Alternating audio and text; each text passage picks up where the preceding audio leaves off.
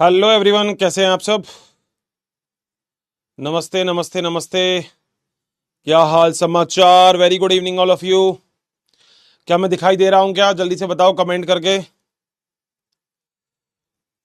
क्या मैं दिखाई दे रहा हूं? नमस्ते नमस्ते। Good evening good evening good evening good evening. नमस्कार सभी लोगों को, नमस्कार। जल्दी से बताओ क्या मैं दिखाई दे रहा हूं सभी लोगों को बढ़िया तरीके से।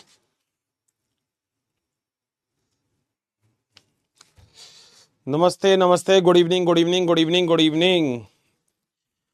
बहुत ही बढ़िया। मेरे ख्याल से आवाज आवाज लगभग सभी लोगों को बिल्कुल बढ़िया मस्त तरीके से आ रही होगी। बिल्कुल फर्स्ट क्लास तरीके से मुझे सुन पा रहे हैं सारे के सारे। और सभी लोग तैयार हैं आज की कहानी को शुरू करने के लिए। कैसे हो गोरिल्ला आर्मी? सभी लोग मस्त हैं, बिल्कुल मजेदार। क्या बात है, बहुत ही बढ़िया। जल्दी से आ जाइएगा। राधे राधे, नमस्ते भाई। बहुत बढ़िया बहुत बढ़िया बहुत बढ़िया बहुत बढ़िया। अच्छा, जिसकी पहली लाइव क्लास है बेटा कोई बात नहीं, मगर पुरानी चीजें जरूर याद कर लिया करो।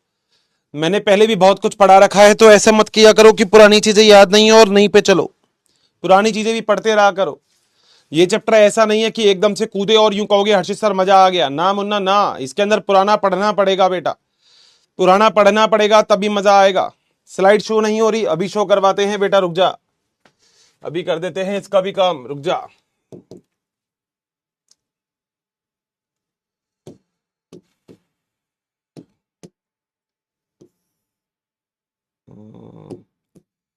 बताओ अब आ रही है क्या?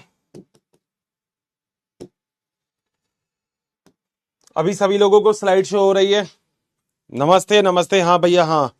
आज वो जो मैंने बोला था पुराने चैप्टर के भी कुछ पीवाईक्यूज करवाएंगे, बिल्कुल करवाएंगे आज। ठीक है। हाँ, आज एनसीईआरटी भी करवाएंगे, पीवाईक्यू भी करवाएंगे। आज कई सारी चीजें करवाने वाले हैं अपन। आज अपन क्या क्या करवाने वाले हैं बता देता हूं। आज अपन एनसीईआरटी भी पढ़ने वाले हैं और आज अपन क्वेश्चन भी करने वाले हैं, नीट क्वेश्चन। तो आज अपन कई सारी चीजें करने वाले हैं। ठीक है, ओके। चले चले भैया, आ जाओ मुन्ना।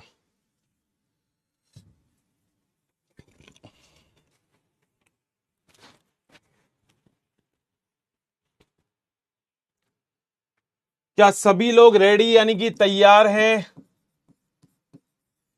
क्या सभी लोग रेडी हैं क्या? बता दो मुझे जल्दी से। क्या सभी लोग तैयार हैं बिल्कुल एकदम धमाल धमाका मचाने के लिए?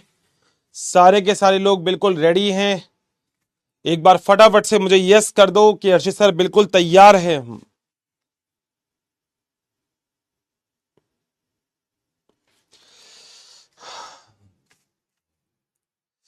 डीपीपी भी आ जाएगी बेटा, कोई दिक्कत नहीं है। Good evening good evening good evening good evening good evening. बहुत बढ़िया। बोर्ड के लिए भी बेटा इंपॉर्टेंट क्वेश्चन बता देंगे, मगर वो चैप्टर खत्म होने के बाद बता देंगे, ठीक है ना। चलो भाई, 99.77% बच्चे बिल्कुल तैयार हैं। वो कह रहे हैं कि हर्षित सर आगे चल सकते हैं, कोई दिक्कत नहीं है। चलो बेटा, सबसे पहले दोस्तों हम जो भी बात करते हैं तो आपको पता है हम लोग सबसे पहले बात करते हैं रिकैप के बारे में कि अभी तक हमने लास्ट क्लास में क्या क्या चीजें पढ़ी है। आप सभी लोगों को याद है कि हम लोग बहुत सारे छोटे छोटे टॉपिक्स के बारे में यहां पर डिस्कस कर चुके हैं।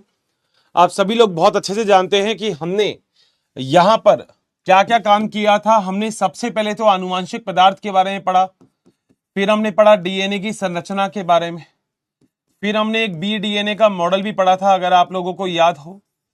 फिर मैंने कुछ प्रयोग बताए थे जिसके अंदर ग्रिफिथ का प्रयोग बताया था, तो कुछ मैंने आपको प्रयोग बताए थे डीएनए के प्रयोग कि आनुवांशिक पदार्थ कौन सा होता है, उनके प्रयोग हम लोगों ने साथ साथ करते गए थे। हमने बताई थी कि डीएनए की जो पैकिंग होती है वो कैसी होती है। हम लोगों ने डीएनए की पैकिंग के बारे में भी बात की थी। हमने हिस्टोन प्रोटीन के बारे में बात की थी कि आखिर हिस्टोन प्रोटीन क्या होते हैं। हम लोग ये बात बहुत अच्छे से जान चुके हैं कि अब जो डीएनए होता है वो सच में आपको कैसा दिखता है। आप सभी लोगों को पता है कि डीएनए कुछ कुछ ऐसा दिखेगा जैसे बेड्स ऑन स्ट्रिंग होते हैं। बेड्स ऑन स्ट्रिंग जरा एक छोटा सा वर्ड है, वो समझ लेना। ये है बेड्स ऑन स्ट्रिंग। इसका मतलब क्या होता है? इसका मतलब होता है जैसे वो माला पिरोते हैं ना, माला, तो उस माला पिरोने वाली बात है।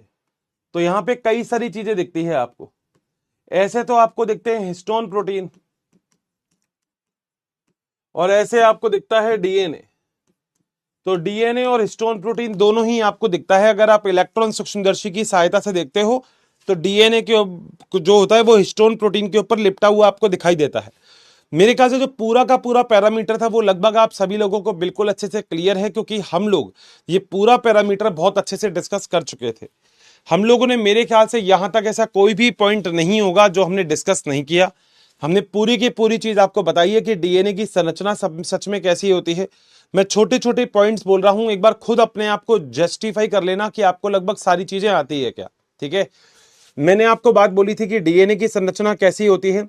हम लोगों ने न्यूक्लियोटाइड के बारे में और न्यूक्लियोसाइड के बारे में पूरी बड़ी अच्छे से चीजें पढ़ी है। हमने पढ़ा है कि जो डीएनए होता है उसमें फॉस्फेट होती है, शर्करा होती है, नाइट्रोजन क्षारक होते हैं। हमने पढ़ा है नाइट्रोजन क्षारक होते हैं वो दो प्रकार के होते हैं, जिसमें एक होते हैं प्यूरिन जबकि एक होते हैं पायरिमिडीन। हमने ये भी पढ़ा है जो डीएनए होता है वो कहीं ना कहीं कुंडलित अवस्था में रहता है। यूकैरियोटिक कोशिका के अंदर जो डीएनए होता है वो लगभग 2.2 मीटर का होता है, जो हिस्टोन प्रोटीन के ऊपर लिपटा हुआ होता है। हिस्टोन प्रोटीन में एक H1 प्रोटीन होते हैं जिसे H1 हिस्टोन कहते हैं। और ये जो H1 हिस्टोन प्रोटीन होते हैं, ये H1 हिस्टोन प्रोटीन आप सभी लोगों को पता है कि कैसा काम करता है। जो H1 हिस्टोन प्रोटीन होता है ये कहीं ना कहीं बहुत ही इंपॉर्टेंट होता है, और इसका कार्य जो होता है वो लिंकर की तरह कार्य करता है। बाकी H2A, H2B, H3 और H4 ये मिलके अष्टक बनाते हैं, मिलके न्यूक्लियोसोम बनाते हैं, जिसमें 200 बेस पेयर आपको नाइट्रोजन क्षारक के क्षार युग्म आपको देखने को मिलते हैं। लगभग ये सारी चीजें आपको पता ही है। डीएनए जो होता है उसके अंदर 34 एंगस्ट्रॉम क्या होता है, उसके अंदर 20 एंगस्ट्रॉम क्या होता है, 3.4 एंगस्ट्रॉम क्या होता है, 10 नाइट्रोजन क्षारक के युग्म क्या चीज होते हैं, वो मैंने लगभग आपको सारी चीजें बता दी है। हम लोगों ने ये भी बात कर ली कि जो डीएनए होता है उसके लिए सबसे पहले ग्रिफिथ का एक्सपेरिमेंट क्या था। ग्रिफिथ का एक्सपेरिमेंट हम लोगों ने बहुत अच्छे से क्लियर किया। हमें पता है स्ट्रेप्टोकोकस न्यूमोनी के ऊपर काम किया। दो प्रकार के प्रभेद थे, एस प्रभेद और आर प्रभेद। जो एस प्रभेद था वो पॉलीसेकेराइड की बहुलक था, उसके अंदर लेयर प्रेजेंट थी, तो वो एस प्रभेद बीमारी कर सकता था, जबकि आर प्रभेद बीमारी नहीं कर सकता था। एस प्रभेद को जब चूहे के अंदर डाला तो चूहे की मृत्यु हो गई, जबकि आर प्रभेद को जब चूहे के अंदर डाला तो चूहे की मृत्यु नहीं हुई। जब एस प्रभेद को गर्म करा और फिर चूहे के अंदर डाला तो भी चूहे की मृत्यु नहीं हुई, और जब एस प्रभेद को गर्म करके आर प्रभेद में डाल दिया और आर प्रभेद को चूहे में डाल दिया तो भी चूहे की मृत्यु हो गई। ये सारा काम लगभग हम डिस्कस कर चुके थे। इतना सारा पैरामीटर जब भी हमने पढ़ा था, तो इतना सारा पैरामीटर पढ़ने के बाद हम लोगों ने लगभग इन सभी चीजों को बहुत अच्छे से देख लिया था। हम लोगों ने इसके बाद एक और एक्सपेरिमेंट पढ़ा था जो था बायोकेमिकल एनालिसिस, यानी कि जैव रासायनिक प्रयोग, जो दिया था एवेरी, मैक्लॉइड और मैकॉर्टी ने। इन्होंने 3 प्रकार के एंजाइम यूज में लिए थे, डीएनएज, आरएनएज और प्रोटीएज। अब पूरा एक्सपेरिमेंट आपको पता है, आपको रिजल्ट केवल उसी टेस्ट ट्यूब से मिलेगा जिसके अंदर आरएनएज और प्रोटीएज गया, क्योंकि जो बचा होगा वो डीएनए होगा। तो कहीं ना कहीं आर प्रभेद को एस प्रभेद में कन्वर्ट करने का काम भी एक ही करता है, जो होता है डीएनए। बताओ क्या पॉइंट क्लियर है क्या? सारी बात समझ में आ गई? सब डाउट क्लियर है क्या? यस कर दो अगर डाउट क्लियर है तो। बड़ा मुश्किल चैप्टर बोलती है दुनिया, चिल्लाती रहती है कि ये चैप्टर तो बड़ा मुश्किल है, ये चैप्टर तो बड़ा मुश्किल है, मगर मैं आप लोगों से ही पूछ रहा हूं क्या ये चैप्टर सच में मुश्किल है? आप लोग खुद ही बता दोगे कि नहीं अर्शित सर ये चैप्टर तो बड़ा आसान है, कोई मुश्किल इसमें लगता नहीं है। मेरे ख्याल से तो कोई भी मुश्किल होनी नहीं चाहिए इन चैप्टर्स में, तो ये तो बड़े आसान चैप्टर होते हैं। बताओ क्या पॉइंट क्लियर है? 100% डाउट वाली कैसी भी कोई भी दिक्कत नहीं होनी चाहिए, क्योंकि अपन लोगों ने सब कुछ पढ़ा है। बेटा देखो एक बात याद रखना, 98.78% को कोई भी दिक्कत नहीं है, 0.97 पता नहीं क्या है, मिला लेंगे इसको तो लगभग 99% हो गए। मैं जरा एक बात बोल देता हूं, आप लोगों में से बहुत सारे बच्चे हैं जो कभी कभी लेक्चर स्किप कर देते हैं, फिर एकदम से कूद जाते हैं चैप्टर के अंदर। बेटा वो मत करना। यहां मैंने आपको पहले भी बोला था कि इस चैप्टर को अगर आपको समझना है तो आपको बहुत अच्छे से समझना पड़ेगा। ये चैप्टर हवा हवाई नहीं है, बहुत आसान चैप्टर। क्योंकि देखो मैं कमेंट्स तो पढ़ता ही रहता हूं, लगभग अच्छे कमेंट्स तो मैक्सिमम आप लोगों के अच्छे कमेंट्स ही आते हैं, तो उसमें मैक्सिमम बच्चों को लगभग सब कुछ समझ में आ जाता है। मगर कुछ ऐसे यहाँ पे हो सकते हैं बच्चे जो एक बार में मेरी बात नहीं सुनते। तो मैंने कई बार बोला है लेक्चर को दोबारा से देख लिया करो, तो आसानी से चीजें क्लियर हो जाएगी।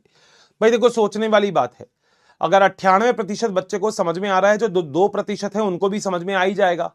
मगर बस होता क्या है कि वो doubt doubt doubt doubt, PYQ poll poll, NCERT NCERT चिल्लाते रहते हैं और मेरी बात सुनते नहीं है।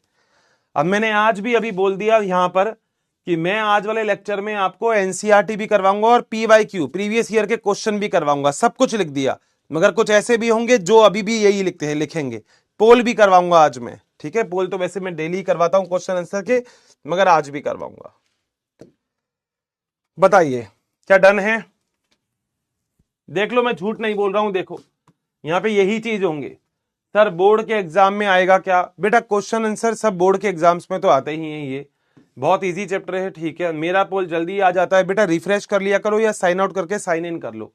एक बार एनसीईआरटी फिंगरप्रिंट, बेटा इतना टाइम नहीं रहता कि एनसीईआरटी फिंगर टिप्स के सारे क्वेश्चन करवा दूं, मगर ये बात तू मानियो, तेरे को सारे पीवाईक्यू हो जाएंगे, जो तेरे मॉड्यूल में है वो हो जाएंगे। और मैंने एक बात आप लोगों से और बोल दी थी कि आप हर्षित सर बॉटनी के नाम से चैनल है टेलीग्राम पे, वो ज्वाइन कर लो, उसमें भी इस चैप्टर के बहुत सारे क्वेश्चन आपको मिल जाएंगे।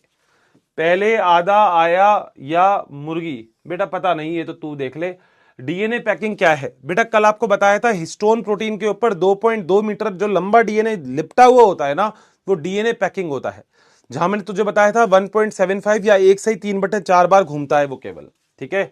No problem. आप 3D नहीं दिखाते बेटा, इसमें 3D मॉडल है ही नहीं मेरे वाले। अगर होते तो बेटा मेरे को कोई दिक्कत नहीं थी तुझे दिखाने में। सर सब हलवा, ऐसा कैसे हो गया बेटा? देखो हलवा, बेटा हलवा तो बिल्कुल सही बात है, हलवा हो जाएगा अगर नहीं पढ़ोगे तो। तुम्हारे सामने सामने पोल करवाता हूं, देखो मैं कि समझ में आता है क्या। अब अगर तुम लोगों को 1-2% को नहीं समझ में आ रहा तो बताओ मैं क्या करूं? मैं तो रिवीजन भी करवाता हूं। मैं तुमसे लिटरली बोल रहा हूं। अभी जैसे यहां पे एक अमृता पटेल है जो कह रही है हलवा हो गया, तो अमृता जी जरा हलवा पहले तो खा लें आप, क्योंकि जब हलवा बन ही गया तो उसको खा लें। और दूसरा फिर एक काम करो, जो पुराने लेक्चर होते हैं ना उसको देख लिया करो, ठीक है। देखो 11वीं क्लास अगर आप लोगों ने नहीं पढ़ी तो दिक्कत तो है, मगर मैं आपको यहां पे ही 11वीं क्लास के कॉन्सेप्ट और टॉपिक भी डिस्कस कर रहा हूं, तो आपको दिक्कत आएगी नहीं, ठीक है ना। अमेजिंग क्लास, आज एनसीईआरटी पढ़ा देना। बिल्कुल दोस्त पढ़ाऊंगा। Good evening, good evening. Yes sir, easy है, ऑल क्लियर है, बहुत बढ़िया। स्टडी तो करता हूं, बट मुझे फील होता है स्टडी कॉन्फिडेंस। बेटा कॉन्फिडेंस देख, जब तक तू नीट का एग्जाम नहीं देगा तब तक कॉन्फिडेंस तो आएगा नहीं, तो नीट के एग्जाम में तुझे कॉन्फिडेंस अपने आप ही आ जाएगा। बेटा एंगास्ट्रॉम क्या होता है? देखो एंगास्ट्रॉम क्या होता है, ये यूनिट होती है। जैसे हम किलोमीटर मीटर नापते हैं ना, ऐसे ही डीएनए के 2 नाइट्रोजन क्षारक या डीएनए की जो कुंडलन होता है उसे हम एंगास्ट्रॉम में बोलते हैं। पीवाईक्यूज में तो वैसे अभी तक ऐसा कोई क्वेश्चन आया नहीं, मगर आपके जो डीपीपी में क्वेश्चन है वो आप आसानी से इससे कर सकते हो। किसी प्राणी के डीएनए में एडेनिन की प्रतिशत 30% है, तो ग्वानिन की प्रतिशत क्या होगी? बेटा अगर तूने मेरे लेक्चर ध्यान से देखा हो तो ये तू भी कर सकता है। देख मैं तेरे को बताता हूं, अब तुम सुनते हो ना तो तुम कर सकते हो। अगर मान लो एडेनिन 30% है, पूछा है, मान लो एक क्वेश्चन है बेटा, खुद सोचना बेटा, तो यूं पूछा है कि ग्वानिन कितना प्रतिशत होगा। दोस्त तुझे पता है और मेरे ख्याल से तुम अपने आप ही निकाल सकते हो आंसर। बताओ क्या इसका आंसर आता है क्या? किसी बच्चे ने निकाला है क्या? पहले तो मैं चैट बॉक्स ओपन कर रहा हूं, बताओ इसका आंसर निकाल सकते हो क्या? अगर एडेनिन 30% है तो ग्वानिन कितना होगा? याद रखना हमेशा एडेनिन होता है थाइमिन के बराबर और ग्वानिन होता है साइटोसिन के बराबर। ये वाली चीज मैंने आपको लिखवाई थी। आंसर निकाल सकते हो क्या? बहुत बढ़िया, देवाशीष ने बिल्कुल सही आंसर निकाला, 20%। क्या बात है, बहुत बढ़िया। कई लड़के बिल्कुल सही आंसर निकालते हैं। बेटा देखो एक छोटी सी बात है, आंसर कर रहा हूं यहां पे, देखो जरा। आपको पता है अगर एडेनिन 30% है तो थाइमिन भी 30% ही होगा। बोलो बात सही है क्या? अगर एडेनिन 30% है तो थाइमिन भी 30% ही होगा। क्यों? क्योंकि एडेनिन थाइमिन के बराबर होता है, ठीक बात है। और टोटल मिला के कितना प्रतिशत हो गया? ये 60%। अब आपको पता है जितना ग्वानिन होगा उतना ही साइटोसिन होगा। बचा कितना प्रतिशत है? बचा जो है वो बेटा बचा है 40%, क्योंकि टोटल प्रतिशत तो 100 ही होता है। तो बेटा सीधी सी बात है, 40 को 2 भागों में विभक्त कर लो, 20% तो ये होगा और 20% ये होगा। बताओ क्या पॉइंट क्लियर है क्या? दिमाग तो बेटा लगाना पड़ेगा, रट्टाफिकेशन तो कुछ भी नहीं है ना, थोड़ा सा दिमाग तो लगाना पड़ेगा मुन्ना। क्लियर है ना? मेरी बात लगभग सभी लोगों को कर सकते हो? जैसे मान लो एक क्वेश्चन और देता हूं, एक क्वेश्चन है कि अगर थाइमीन जो है वो 10% है तो एडिनिन बताओ, ग्वानिन बताओ और साइटोसिन बताओ। बताओ तीनों कितना कितना प्रतिशत है, निकालो जरा जल्दी से आंसर करके बताओ मुझे इसका भी, कि इसका आंसर आता है क्या तुम्हें, जल्दी से करके बताओ।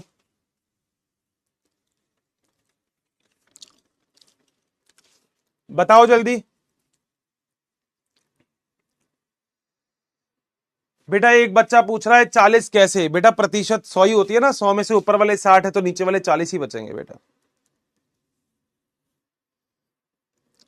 टोटल प्रतिशत तो 100 ही होगी बेटा, प्रतिशत तो 100 ही होती है, ये सारे मिलके तो 100% होंगे, इसमें कहां दिक्कत है। आंसर निकल गया होगा, जिसका नहीं निकला है वो देख लो।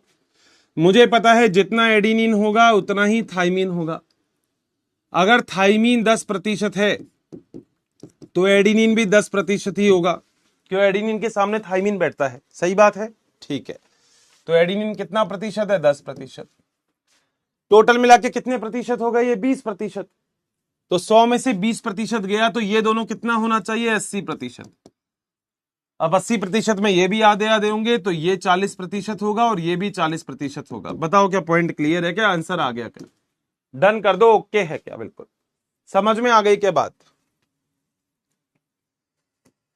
बता दो। यस क्लियर है। जिसने बेटा देखो क्लास ली होगी उसको क्लियर होगा, जिसने क्लास ही नहीं ली है, जो ऐसे ही आता है उड़ता हुआ सा आता है तीतर की तरह और उड़ता हुआ भाग जाता है, बेटा उसकी तो बात अलग है। क्योंकि यहां पे है 2 4 5 जिनको ये भी नहीं समझ में आएगा, वो कहेंगे 100% ही क्यों होती है बेटा? क्योंकि टोटल तो 100 ही प्रतिशत होती है और एडिनिन के नंबर थाइमिन के बराबर और ग्वानिन के नंबर हमेशा साइटोसिन के बराबर होते हैं, इतनी सी बात है। बताओ डन है? क्लियर करते हो ना बात? तो सभी लोगों को क्लियर होगा ये तो, है ना? कोई अभी भी डाउट वाला तो नहीं है ना बेटा इसमें? 101% क्लियर है। 11th क्लास का रिवीजन कराओ कभी कभी, बहुत बढ़िया। एक बार और सर प्लीज, ठीक है। समझ नहीं आया? क्या नहीं आया बेटा? बेटा देखो समझ में क्या नहीं आया, तूने लेक्चर नहीं पढ़े, इसका मतलब तूने लेक्चर में ये नहीं देखा कि एडिनिन के बराबर थाइमीन होता है और ग्वानिन के बराबर साइटोसिन होता है। अगर तूने ये चीज पढ़ी है तो तूने सब कुछ पढ़ लिया और मैंने वैसे ही निकाला है आंसर। तुझे ये बात याद रखनी है कि एडिनिन की संख्या थाइमीन के बराबर होती है और ग्वानिन की संख्या साइटोसिन के बराबर होती है, ये तुझे याद रखना है। ये बंद नहीं है, ये है बराबर, ये बराबर होते हैं आपस में नॉर्मल डीएनए के अंदर। तो अगर एडिनिन 10 दे रखे हैं तो बेटा थाइमीन भी 10 होंगे, सीधी सी बात है। सारे मिला के 100%, 20% ये निकल गए तो बच गए कितने? 80%। 80 में से ये दोनों भी बराबर बराबर होते। डन है? क्लियर है? अभी भी डाउट है? डन है? अब तो मेरे ख्याल से क्लियर हो गई होगी बात। चलो भैया आगे चले। डन है? बेटा आज जो अपने एक्सपेरिमेंट आज अपन को पढ़ना है, उस एक्सपेरिमेंट का नाम है हर्शे और चेज का अनुप्रयोग। हर्शे व चेज का प्रयोग। सामने देख लेना, सामने देखोगे तो सारा पॉइंट क्लियर होगा, नहीं तो रटते रहोगे। हर्शे और चेज ने 1952 में यह प्रयोग किया था, 1952 में, ठीक है। इन्होंने जीवाणु भोजी पर कार्य किया था।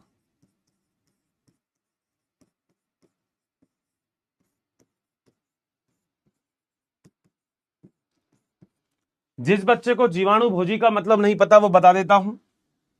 जीवाणु भोजी का मतलब होता है वायरस जो जीवाणु को संक्रमित करे।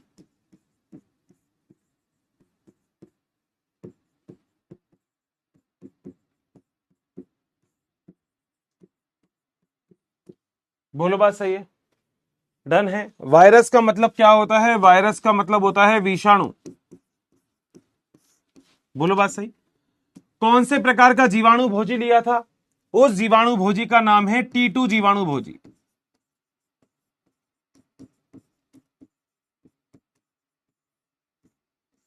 तो नीट के एग्जाम में कभी भी पूछा जाए कि इन्होंने कौन से प्रकार के जीवाणु भोजी का उपयोग किया था, तो आपका आंसर है T2 जीवाणु भोजी का उपयोग किया था। बताओ क्या यहां तक पॉइंट क्लियर है? कोई भी चीज ऐसी जो मैंने लिखी और नहीं समझ में आई? सब कुछ क्लियर? आओ जरा। अब बेटा जीवाणु भोजी की संरचना होती कैसे है, जरा वो देख लो। जीवाणु भोजी की संरचना कुछ इस प्रकार से होती है, ऐसे।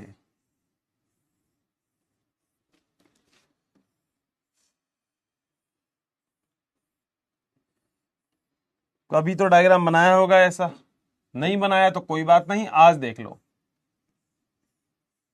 आज देख लेना, ठीक है।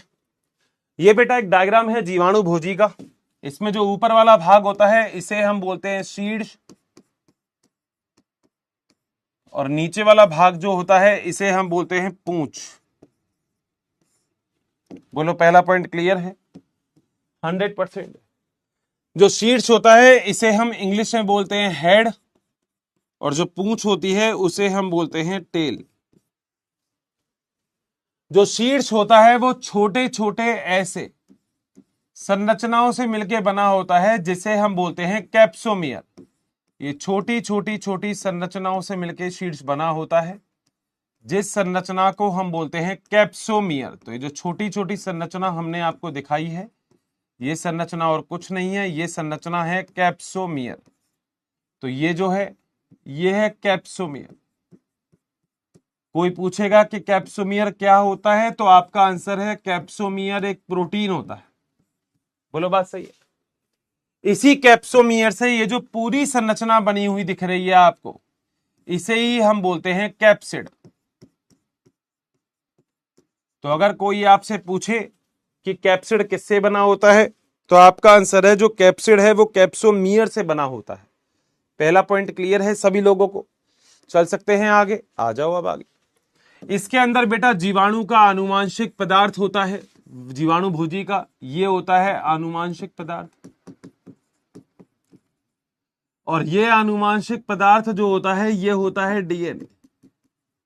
बोलो बात सही? ये बेटा फैशनेबल होता है, घर से बाहर निकलता है तो कॉलर पहन के निकलता है, तो ये एक संरचना पाई जाती है जिसे हम बोलते हैं कॉलर। यहां पे ऐसे ऐसे ये संरचना और मिलती है जिसे हम बोलते हैं गर्दन। तो ऐसे संरचना और होती है जिसे हम बोलते हैं गर्दन की संरचना। ये जो नीचे की तरफ आपको दिख रहे हैं ये होते हैं पूंछ तंतु,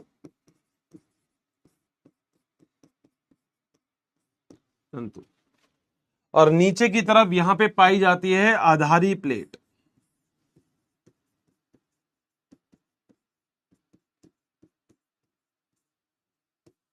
बोलो बात सही है क्या?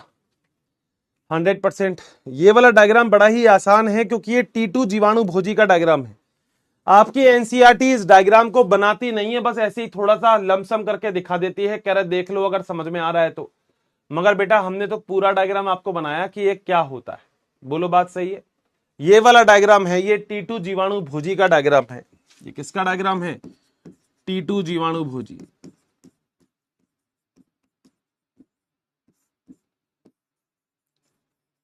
बता दो क्या डन है, करते हो?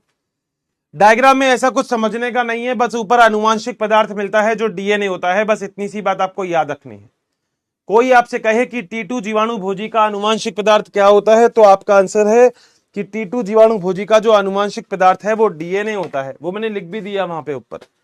एनसीईआरटी के अंदर इसका कोई बढ़िया सा डायग्राम नहीं है, मगर आपके नोट्स के अंदर इसका एक डायग्राम होना चाहिए जो मैंने आज आपको आपके सामने बना दिया है। सही बात है? कोई भी दिक्कत? अब बेटा मुझे एक बात बताना, जरा सोच समझ के ही बताना। अगर आनुवांशिक पदार्थ डीएनए है, ध्यान से सुन लेना भाई, हवा हवाई मत करना, मेरी बात सुन लेना जरा ध्यान से। अगर तो इसका आनुवांशिक पदार्थ डीएनए है तो क्या डीएनए के अंदर फॉस्फेट उपस्थित होगा? डीएनए में नाइट्रोजन क्षारक, फॉस्फेट और शर्करा तीनों पाई जाती है, यानी कि डीएनए के अंदर फॉस्फेट उपस्थित है। ध्यान से सुनते रहना बस मेरी बात, बोलो बात सही है। और बेटा अगर आप लोगों ने थोड़ी बहुत भी केमिस्ट्री पढ़ी है तो आपको पता होगा कि जो प्रोटीन होता है ये बना होता है अमीनो अम्लों से, अमीनो अम्ल से निर्मित होता है। और अगर आपको याद है तो आपको पता होगा कि अमीनो अम्ल में सल्फर उपस्थित होता है।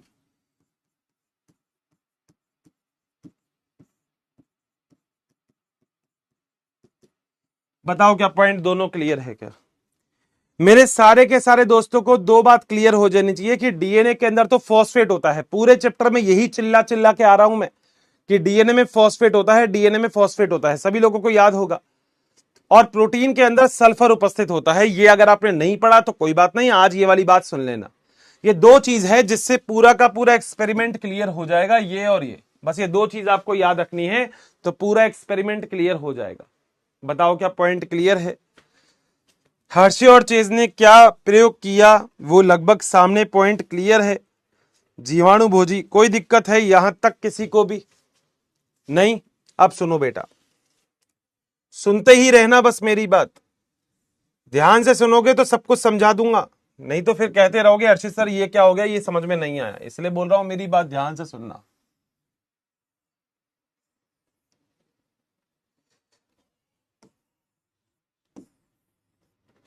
सुनना बेटा जरा ध्यान से मेरी बात।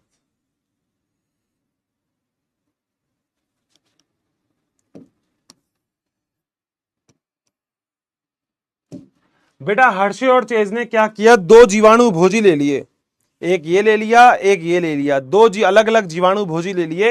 एक जीवाणु भोजी ले लिया ए नंबर का, ए, और एक जीवाणु भोजी ले लिया बी। बोलो बात सही? और इन दोनों के दोनों जीवाणु भोजी को एक बीकर के अंदर रख दिया, ये रख दिया और ये रख दिया। डन है? ये है बेटा बीकर।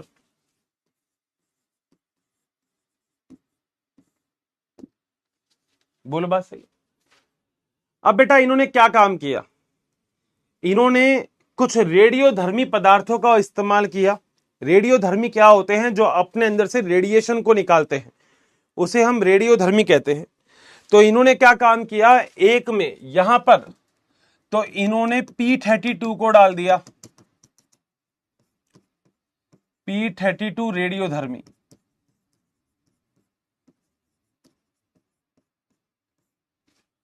P32 का मतलब फॉस्फेट, और 32 आपने मेरे ख्याल से थोड़ी बहुत तो केमिस्ट्री फिजिक्स पढ़ी होगी। जो रेडियोधर्मी होते हैं उनके ऊपर ऐसे लिख देते हैं 32, जैसे C14 C14 लिखते हो आप, जो कार्बन डेटिंग पद्धति के अंदर इस्तेमाल में ली जाती थी। ऐसे ही हमने यहाँ पे P32 लिख दिया जो कि रेडियोधर्मी होता है। ऐसे ही मुन्ना यहां पर दूसरे वाले टेस्ट ट्यूब के अंदर भी आपने एक माध्यम लिया जो था S35 का माध्यम। S35 रेडियोधर्मी है, रेडियोधर्मी माध्यम है, और ये P32 रेडियोधर्मी माध्यम है। बोलो क्या पॉइंट क्लियर है? जिस बच्चे को रेडियोधर्मी नहीं पता उसको बोल देता हूं, रेडियोधर्मी एक ऐसे कारक होते हैं जो अपने अंदर से रेडिएशन को, यानी कि रेडियो एक्टिव विकिरणों को उत्सर्जित करते हैं। तो एक तो ले लिया फॉस्फेट या फॉस्फोरस, फॉस्फेट। दूसरा ले लिया सल्फर। बोलो बात सही है? और अगर आपने ध्यान से अभी पढ़ा है तो डीएनए के पास तो फॉस्फेट होता है, और जो बाहर ये कैप्सिड दिख रहा है ये वाला ब्लू कलर से, इसके अंदर सल्फर उपस्थित है। दोनों चीज लिख दी मैंने, ठीक है? सीधी सी बात है, ये तो हो गया अपना फॉस्फेट और ये आपका हो गया सल्फर। बोलो क्या पॉइंट क्लियर है? यहां पे मैं 2 पॉइंट लिख देता हूं। जीवाणु भोजी को P32 माध्यम में रखा गया। बोलो बात सही? क्या होगा इसके बाद? बेटा P32 वहीं पे ही जाके जुड़ेगा जहां पे फॉस्फेट होगा। अब ये बताओ फॉस्फेट कहां पे है बेटा। देखो जैसे मान लो चुंबक है आपके पास, तो आपने लोहा फेंक दिया और चुंबक भी फेंक दिया उसके अंदर, तो बेटा लोहा वहीं जाके जुड़ जाएगा जहां पे चुंबक होगी। तो P32 किसके पास होता है? P32 यानी कि फॉस्फेट किसके पास होता है? फॉस्फेट होता है डीएनए के पास। यानी कि जो P32 है ये जाके कहां जुड़ेगा? ये जाके जुड़ेगा डीएनए पर। लिख देता हूं, P32 डीएनए पर जाकर जुड़ता है। बोलो क्या पॉइंट क्लियर है? यहां पर तो पहला काम हो गया है इस वाले केस में, मगर यहां पर क्या होगा यहां पर भी लिख देते हैं। तो जीवाणु भोजी को इस वाले माध्यम में कहां रखा गया? लिख देते हैं यहां पर, ये हटा देते हैं, ये हटा देते हैं, ये हटा देते हैं। तो क्या मैं यहां पे लिख सकता हूं जीवाणु भोजी को S35 माध्यम में रखा गया, और S35 किससे जुड़ता है? प्रोटीन से जाके जुड़ जाता है। यह प्रोटीन से, प्रोटीन का मतलब है कैप्सिड, यानी कि कैप्सोमियर से जाके जुड़ जाएगा। तो जिस बच्चे को मेरी बात समझ में आ गई वो बिल्कुल ये बात कहेगा कि हर्षित सर एक जगह तो P32 यहां पे जुड़ जाएगा, और जो S35 होगा वो यहां पे जुड़ जाएगा। बोलो क्या पॉइंट क्लियर है क्या? क्योंकि कैप्सिड जो है वो बना हुआ है सल्फर से, अमीनो अम्ल से, जबकि जो डीएनए होता है उसके अंदर फॉस्फेट है। तो फॉस्फेट वहीं जाके जुड़ेगा जहां पे फॉस्फेट है, सल्फर वहीं जाके जुड़ेगा जहां पे सल्फर है। बताओ क्या डन करते हो क्या बात? कितना आसान है बताओ। ऐसे ही घबरा जाते हैं कई लोग। बोलो बात सही है? चलें आ जाओ। अब हर्षे और चेज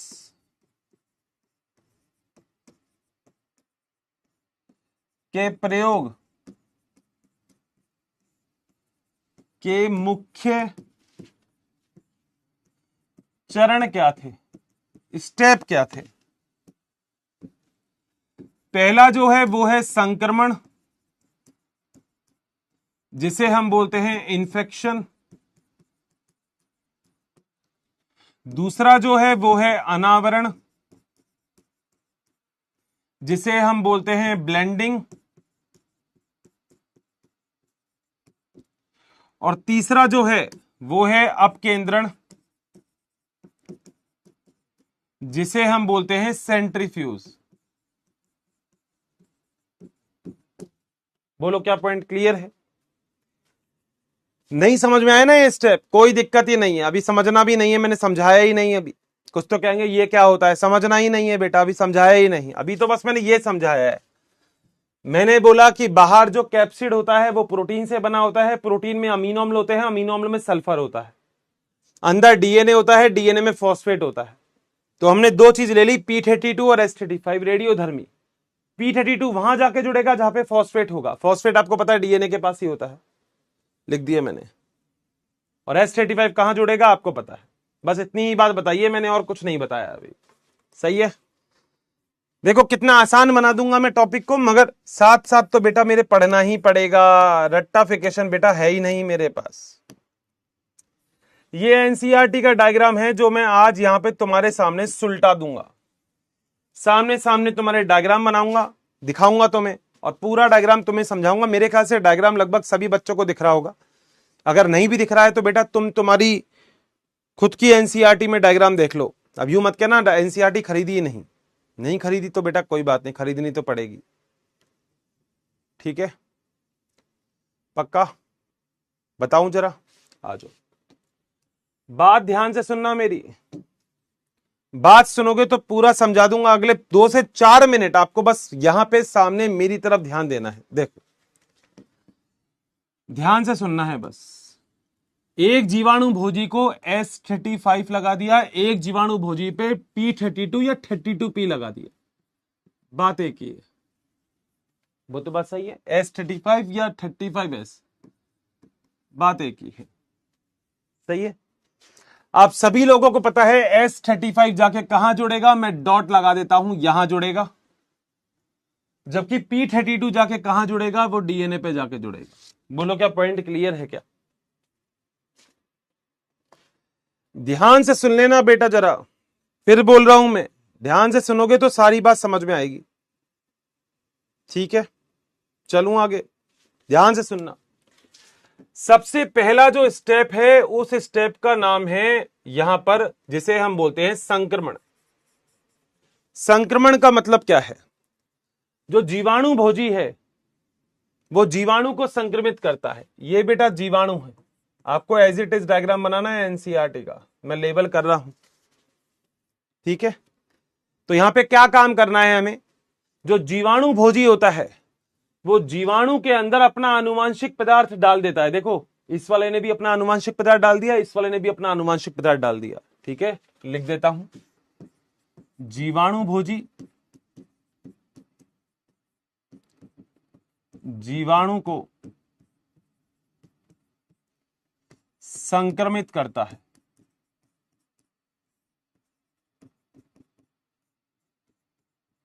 बोल, क्या पहला पॉइंट क्लियर है? डाउट तो नहीं है ना कहीं? बहुत ही आसान टॉपिक चल रहा है बेटा ये, इससे आसान तो कुछ भी नहीं है।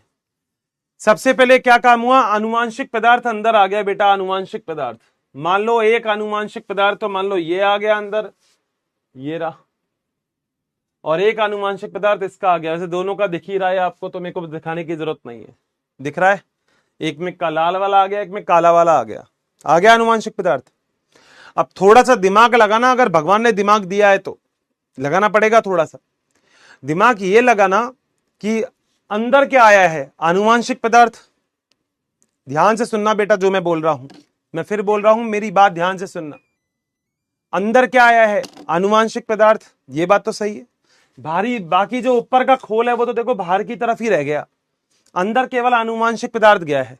इसका सीधा सा मतलब, जो मैंने डायग्राम बनाया भी था उसमें केवल आनुवांशिक पदार्थ ही अंदर जाएगा, बाकी पूरा का पूरा खोल तो बाहर ही रह जाएगा। सही बात है। क्या मुझे दिमाग लगा के एक बार बताओ, इस वाले जीवाणु भोजी का भी आनुवांशिक पदार्थ इसमें गया, इस वाले जीवाणु भोजी का आनुवांशिक पदार्थ इसमें गया, इस वाले जीवाणु भोजी को S35 लगाया था, इस वाले जीवाणु भोजी को P32 लगाया था। तो ये जो डीएनए है, ये जो डीएनए है, क्या इस डीएनए में P32 होगा? बिल्कुल होगा, क्योंकि बेटा P32 तो डीएनए के पास है और केवल स्थानांतरण डीएनए का ही हुआ है। बाहर जो कैप्सिड है, बाहर जो आवरण है, वो तो बेटा बाहर की बाहर ही रह गया, तो यहां पे S35 नहीं आएगा। देखो यहां पे P32 तो है, P32 तो है, मगर यहां पे S35 नहीं है, मिले दिखेगा ही नहीं S35। बोलो क्या पॉइंट क्लियर है क्या? समझना बेटा, रटना नहीं है। आनुवांशिक पदार्थ दोनों के अंदर है, मगर इसको S35 से अभिरंजित किया तो S35 तो बाहर जुड़ जाता है, इसको P32 से अभिरंजित किया, P32 डीएनए पे जाता है, आनुवांशिक पदार्थ दोनों ने स्थानांतरण कर दिया, तो बेटा S35 तो गया ही नहीं यहां पर। क्यों? क्योंकि आनुवांशिक S35 तो कैप्सिड के पास था, कैप्सिड तो बाहर ही रह गया। जबकि इसमें जब P32 आएगा, हां, क्योंकि P32 किसके पास था? डीएनए के पास। यही तो बात लिखी है मैंने यहां पर, पढ़ लो, पढ़ लो। S35 कैप्सिड से जुड़ता है, जबकि P32 डीएनए पर जुड़ता है। बोलो बात सही है क्या? तो इसका सीधा सा मतलब है कि यहां पे आपको P32 मिलेगा, जबकि यहां पे आपको S35 नहीं मिलेगा। बोलो डन है क्या? 100%। अब अनावरण प्रोसेस में क्या करते हैं?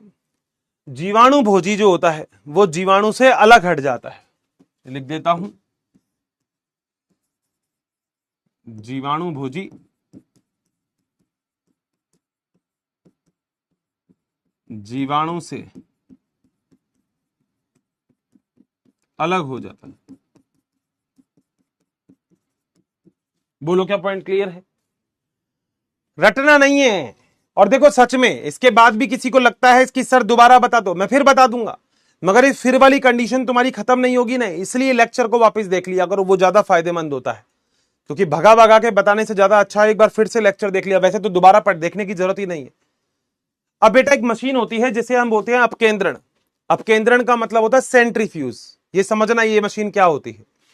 अगर मान लो मैंने यहां पे आपके सामने कोई भी ऐसी ट्यूब रखी और इस ट्यूब के अंदर मैंने मिट्टी डाल दी, तो बेटा जो चीज भारी होगी वो नीचे बैठ जाएगी, जो हल्की होगी वो ऊपर रह जाएगी। इतना तो मेरे ख्याल से तुम सब लोग भी जानते होंगे। हाँ सर, इतना तो सार्शित सर हमें पता ही है, इतने में तो कोई दिक्कत नहीं है। अपकेंद्रण भी एक ऐसी मशीन होती है जो कि किसी भी चीज को, सेंट्रीफ्यूज, किसी भी चीज को अपने घनत्व के अकॉर्डिंग सेपरेट करती है। यानी कि घनत्व के अनुसार चीजों को अलग करना ही अपकेंद्रण है। घनत्व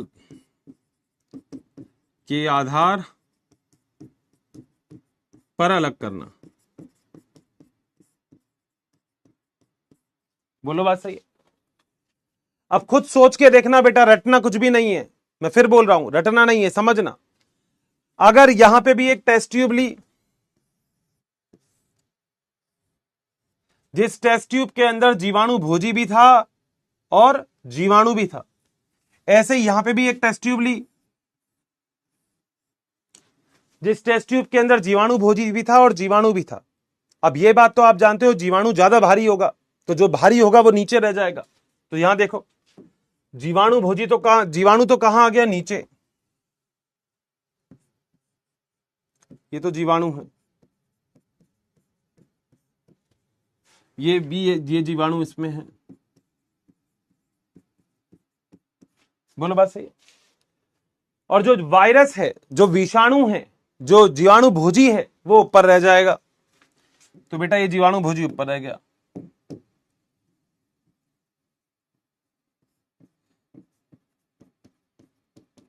जीवाणु भोजी,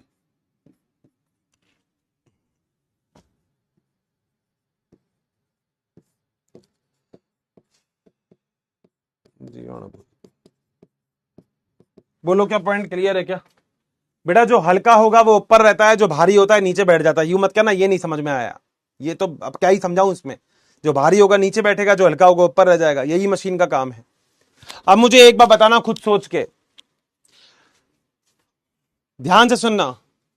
P32 गया था अंदर, हाँ, तो इसका सीधा सा मतलब है कि जो जीवाणु भोजी है वो तो ऊपर रहेगा, मगर जो जीवाणु है इसके अंदर क्या P32 मिलेगा क्या? हाँ बिल्कुल मिलेगा। जबकि इसके अंदर S35 मिलेगा कि जीवाणु के अंदर? नहीं, S35 किस में मिलेगा? जीवाणु भोजी में, क्योंकि वो तो आगे गया ही नहीं। यही चीज लिख रखी है। कोशिका में S35 नहीं मिली, सही बात है, मगर S35 का पता लगा कहां पर? विकिरण। विकिरण का मतलब जीवाणु भोजी में S35 मिला, बिल्कुल सही बात है। यहां पर जीवाणु में P32 मिला, देखो कोशिकाओं में P32 मिला, मगर जीवाणु भोजी में P32 मिला ही नहीं, विकिरण का पता नहीं लगा, यानी कि इसे P32 था ही नहीं। बताओ क्या पॉइंट क्लियर है क्या? कितना आसान है ये बेटा, सीधी सी बात है। तुम अपने बैग में 5 करोड़ रुपए तभी तो ढूंढोगे जब तुम्हारे पास 5 करोड़ होंगे, या अपने बैग को खोल के ऐसे चेक करते रहोगे, तुम्हारे पापा कहेंगे बेटा क्या ढूंढ रहा है? पापा 5 करोड़ ढूंढ रहा हूं। तो बेटा 5 करोड़ रखे होंगे तो ही तो मिलेंगे ना बेटा। अगर 5 करोड़ रखे ही नहीं तो मिलेंगे कैसे? P32 आगे स्थानांतरित होगा तो आगे मिल जाएगा, S35 आगे स्थानांतरित ही नहीं हुआ तो आगे मिलेगा भी नहीं। बस इतनी सी बात है। बताओ क्या पॉइंट क्लियर है क्या? डन है क्या? ओके है बिल्कुल। रिपोर्ट कोई दिक्कत है यहां तक तो बता दो। बेटा अपकेंद्रण का मतलब सेंट्रीफ्यूज लिख दिया बेटा, घनत्व के आधार पर चीजों को सेपरेट करना, सब कुछ लिख दिया बेटा मैंने, साइड में सब लिख देता हूं। बट मेरी बात सुना भी तो करो, सुनते ही नहीं हो ना, फिर बाद में पूछते हो ये क्या होता है। मैं सब कुछ लिख देता हूं बेटा, तेरे डायग्राम को ही थ्योरी बना दिया मैंने। मैं ज्यादा बड़ी बात नहीं बोलता, मगर मैं इतनी बात बोलता हूं, इसके बाद यूट्यूब कहीं पे भी पढ़ के देख लो, इससे आसान अगर मिल जाए तो। नहीं मिलेगा बेटा, और तुम्हें पढ़ना भी नहीं है। तो जितना मैं पढ़ा रहा हूं बस उतना मेरे साथ साथ पढ़ते रहना। बताओ क्या पॉइंट क्लियर है? क्योंकि दोस्त होता है ना, कुछ बच्चे अभी भी लिखेंगे दोबारा बता दो, दोबारा बता दो, उससे कोई फर्क नहीं पड़ता। दोबारा तिबारा 5 बार भी बता दूंगा तो जिसको नहीं समझ में आएगा उसको नहीं आएगा ना दोस्त, क्योंकि वो समझना नहीं चाह रहा। टीचर तो समझाना चाहता है 4-4 बार, मैं तो दोबारा भी समझा दूंगा, मगर वो फिर भी यही बोलेगा कि मुझे नहीं आया समझ में, क्योंकि वो समझना ही नहीं चाहता। प्रॉब्लम दोस्त यही है, यही प्रॉब्लम है। चले पक्का?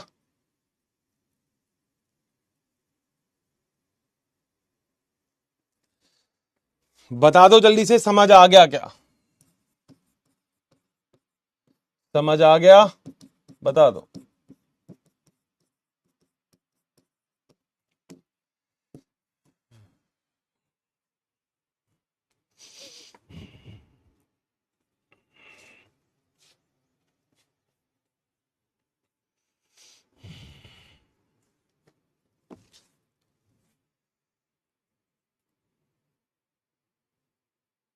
डायग्राम बिल्कुल बनाना है दोस्त, नोट करना है डायग्राम बिल्कुल। एक बार और पढ़ाऊं?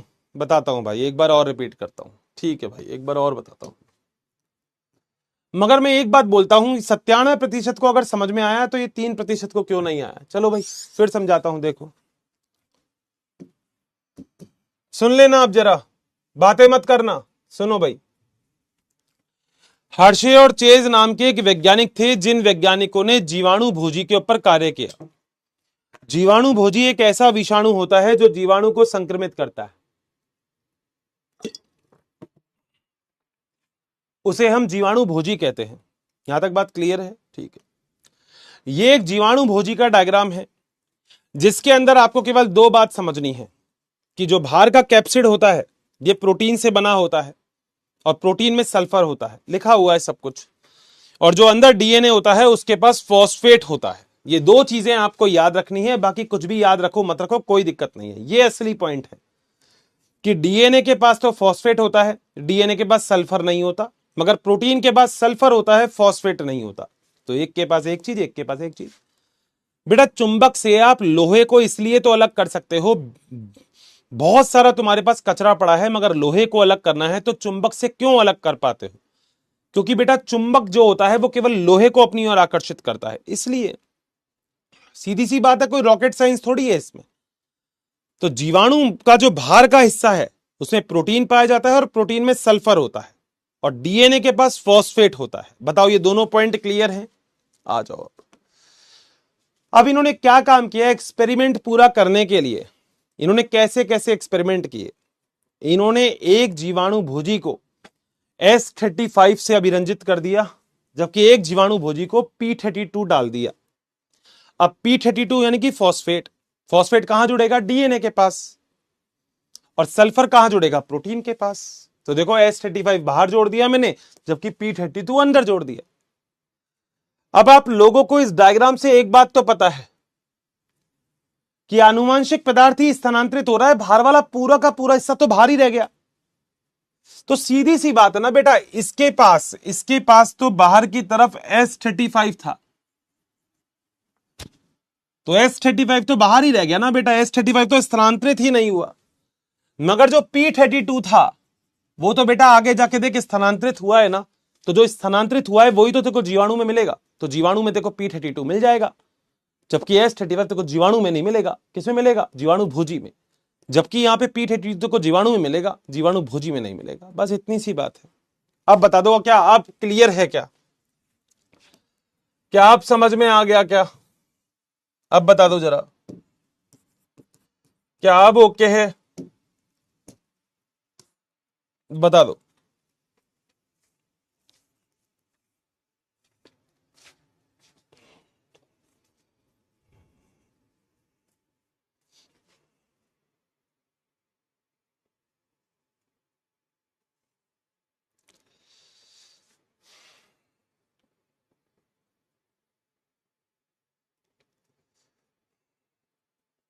दिमाग लगा के समझना पड़ेगा बेटा, रटना नहीं है, रटना है ही नहीं। मैंने पहले भी बोला था, बॉटनी तभी आसान होगी जब समझोगे।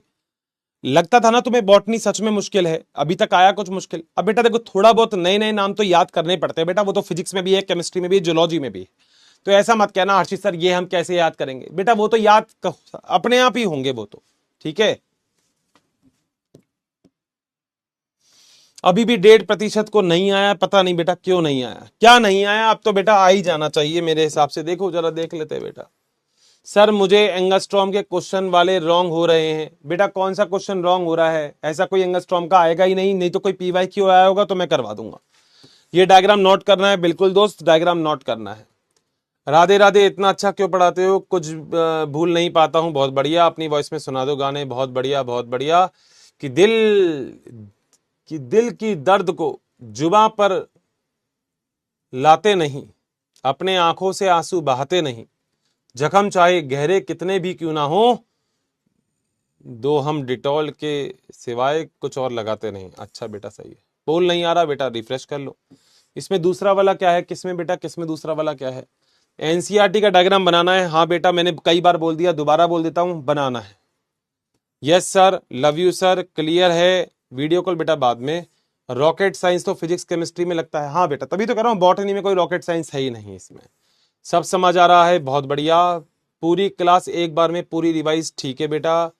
अनुबंध केंद्रक में ये क्या है बेटा, अनुबदन। अनुबदन क्या होता है बेटा? बेटा ये क्या होता है बेटा? पता नहीं, मैं समझा नहीं, तू क्या देखा है? डायग्राम हैनीटर में बनाओ बेटा। मैं डायग्राम पता है तेरे को एनसीईआरटी वाला क्यों रखा है? क्योंकि कई बच्चों को मेरा वाला डायग्राम समझ में नहीं आया और उसमें कुछ है भी नहीं बेटा। सारा का सारा डायग्राम तो मैंने बना दिया, कुछ है ही नहीं उस डायग्राम में, तू ध्यान से देख, ठीक है?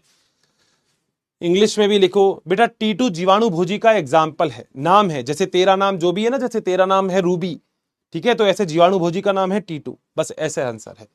मैंने गलती से लक्ष्य बेस ले लिया, मैं 12th पास की है, मुझे बेटा ये मेल करो आप उनको।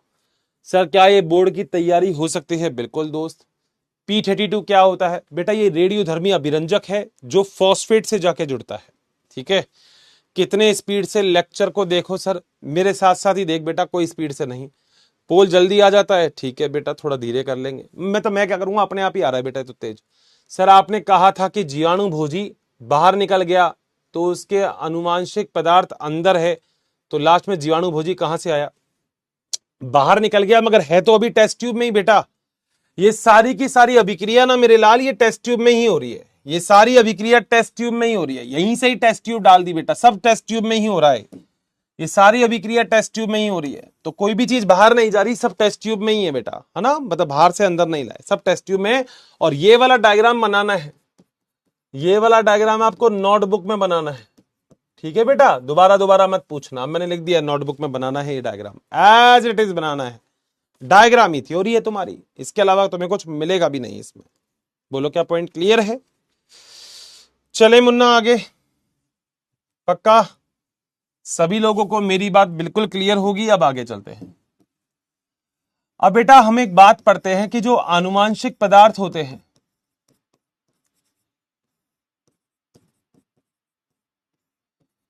के गुण क्या क्या होते हैं। अगर कोई भी तुमसे पूछे, भाई कोई भी पूछ सकता है, पूछने को तो क्वेश्चन है बेटा, कोई भी पूछ ले कि आनुवांशिक पदार्थ के गुण क्या होते हैं, तो पहली बात तो याद रखना कि ये वाली बात तो क्लियर हो गई हर्शे और चेस के अनुप्रयोग से कि आगे डीएनए ही जाता है, प्रोटीन तो जाता ही नहीं है। तो हर्शे और चेस के अनुप्रयोग से ये बात तो क्लियर ही हो गई कि डीएनए ही आनुवांशिक पदार्थ है। तो ये वाली बात तो यहां लिख रहा हूं कि हर्शे व चेस के अनुप्रयोग, अनुप्रयोग का मतलब एक्सपेरिमेंट होता है, से पता लगा कि डीएनए आनुवांशिक पदार्थ है, क्योंकि वही तो स्थानांतरित हो रहा है। बोलो क्या पॉइंट क्लियर है? अब बेटा हम लोग ये भी जानते हैं कि लगभग सभी चीजों के अंदर डीएनए पाया जाता है जो कि आनुवांशिक पदार्थ होता है, ये भी अपन जानते हैं। जैसे आप लोगों ने सुना है तो पादप के अंदर भी बेटा आनुवांशिक पदार्थ डीएनए होता है। जैसे आपने सुना है जीवाणु के अंदर भी आनुवांशिक पदार्थ जो होता है वो डीएनए होता है। जैसे आपने सुना है जंतु के अंदर जो आनुवांशिक पदार्थ होता है वो भी डीएनए होता है। जैसे विषाणु के अंदर आनुवांशिक पदार्थ बेटा कुछ भी हो सकते हैं, डीएनए भी हो सकता है और आरएनए भी हो सकता है। बोलो बात सही है क्या? लगभग सभी में ही आनुवांशिक पदार्थ डीएनए होता है, सभी में ही आनुवांशिक पदार्थ क्या होता है? डीएनए। सही बात है। चलें आगे। अब अगर ऐसे ही कोई पूछ ले तो लिख देना कि कुछ विषाणु में आनुवांशिक पदार्थ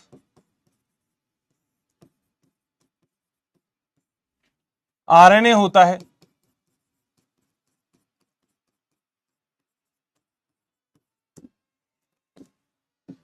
एग्जाम्पल, ये एग्जाम्पल है बेटा, ठीक है। क्यूबी जीवाणु भोजी, ये नाम ही याद करना है। और टीएमवी,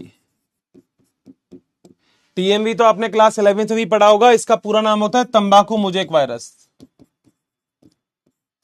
तंबाकू मोजेक वायरस, बोलो बात सही। मगर यहीं पे ही नीचे एक और बात लिख देता हूं कि कुछ विषाणु में आनुवांशिक पदार्थ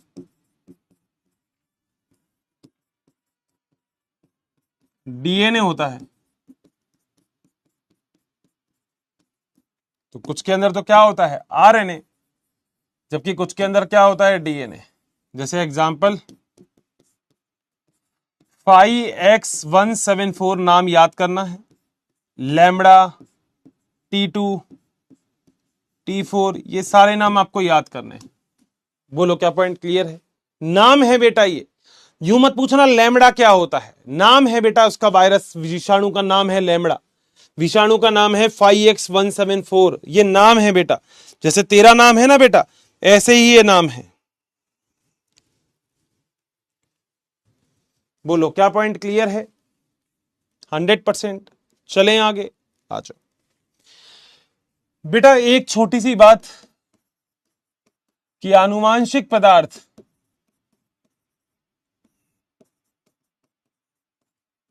के पास स्वयं की कॉपी, और कॉपी को क्या बोलते हैं, रेप्लिकेशन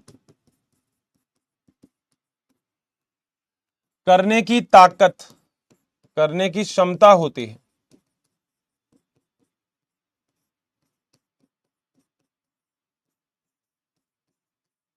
बोलो बात सही है। मगर एक बात और याद रखना कि प्रोटीन अब स्वयं की कॉपी बनाने में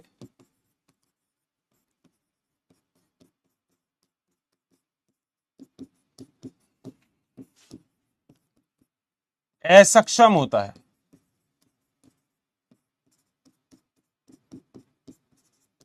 बोलो पॉइंट क्लियर है? 100%।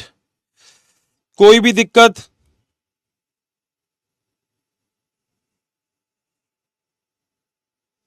चल सकता हूं आगे?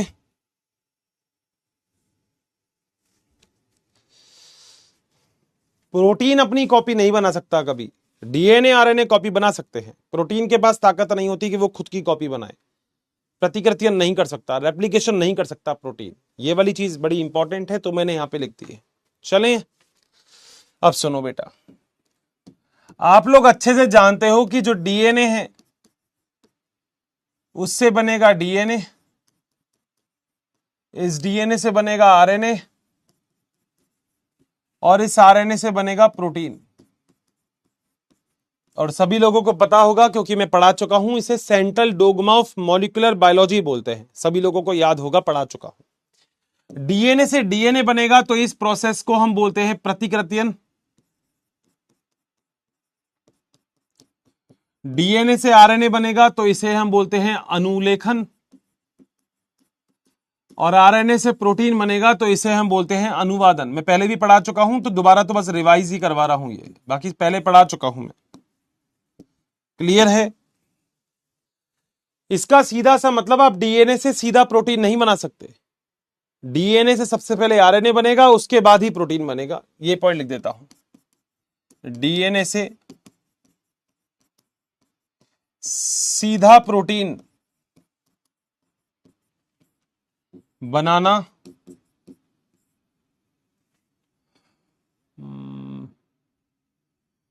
प्रोटीन नहीं बनता है।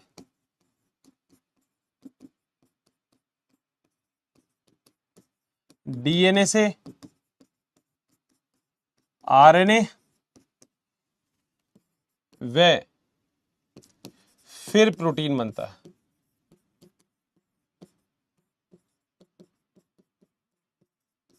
ये सही पता लग रहा है। मगर आरएनए से सीधा प्रोटीन बन सकता है, बिल्कुल बात सही है। आरएनए से प्रोटीन बनाने के लिए उसे डीएनए में बदलना नहीं होता।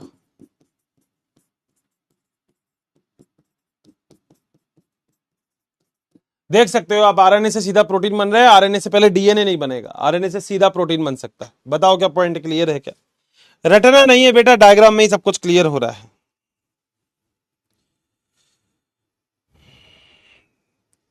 चलूं आगे? पक्का? आसान है बेटा सब कुछ, मैंने कुछ लिखा ही नहीं अभी तो, ये तो कल वाली बात चल रही है। अब अगर आसान है तो एक बार जरा एनसीईआरटी देख लेते हैं कि एनसीईआरटी इसके बारे में कुछ कहती है क्या, क्योंकि एनसीईआरटी पढ़ना बड़ा जरूरी है। मगर एनसीईआरटी पढ़ने के लिए मैं फिर आपको बता रहा हूं, जिस बच्चे ने पुराने लेक्चर देखे हों वही एनसीईआरटी को देखना बेटा। कुछ बच्चे ऐसे हैं जो ऐसे ही कूद के आ जाते हैं, जिनको लगता है कि बेटा ये तो बॉटनी है, ऐसे ही समझ में आ जाएगी, 3 लेक्चर नहीं देखूंगा तो भी आ जाएगी। बेटा नहीं आएगी, ये देखना पड़ेगा तुझे। मैं तो हो सकता है तुझे बुरा लग रहा हो, मैं तेरे को ऐसे बोल रहा हूं, मगर वो इसलिए बोल रहा हूं क्योंकि कुछ बच्चे ऐसे ही होते हैं, वो देखते ही नहीं है 2 लेक्चर, 1x 2x 3x में देखते हैं और उसके बाद कहते हैं अर्षित सर समझ में नहीं आया। खुद सोचो, जब इतने बच्चों को समझ में आ गया तो तुझे क्यों नहीं आ रहा? बस 1% को नहीं आता समझ में, पता नहीं क्यों। सबको समझ में आना चाहिए। मैंने ऐसा कुछ लिखा ही नहीं है, एनसीईआरटी में भी कुछ नहीं लिखा होगा। तुम्हारे नीट के एग्जाम में तुम्हारे सारे क्वेश्चन सही होंगे, बट उसका एक ही रिस्पॉन्सिबल पॉइंट है कि तुम्हें मेरी बात सुननी ही पड़ेगी बेटा, समझनी पड़ेगी। आ जाओ। पॉलीन्यूक्लियोटाइड की श्रृंखला जो होती है उसमें डीएनए और आरएनए दोनों होते हैं। इसमें नाइट्रोजन क्षारक, पेंटोज शर्करा, आरएनए में राइबोज होती है, जबकि डीएनए में डीऑक्सीराइबोज और एक फॉस्फेट ग्रुप होता है। सब कुछ तुम्हारे नोट्स में लिखा हुआ है, सब कुछ इससे सरल शब्दों में लिखा हुआ है। आगे चलते हैं। नाइट्रोजन क्षारक 2 प्रकार के होते हैं, प्यूरिन जिसमें एडिनिन, ग्वानिन और पायरिमिडीन होते हैं।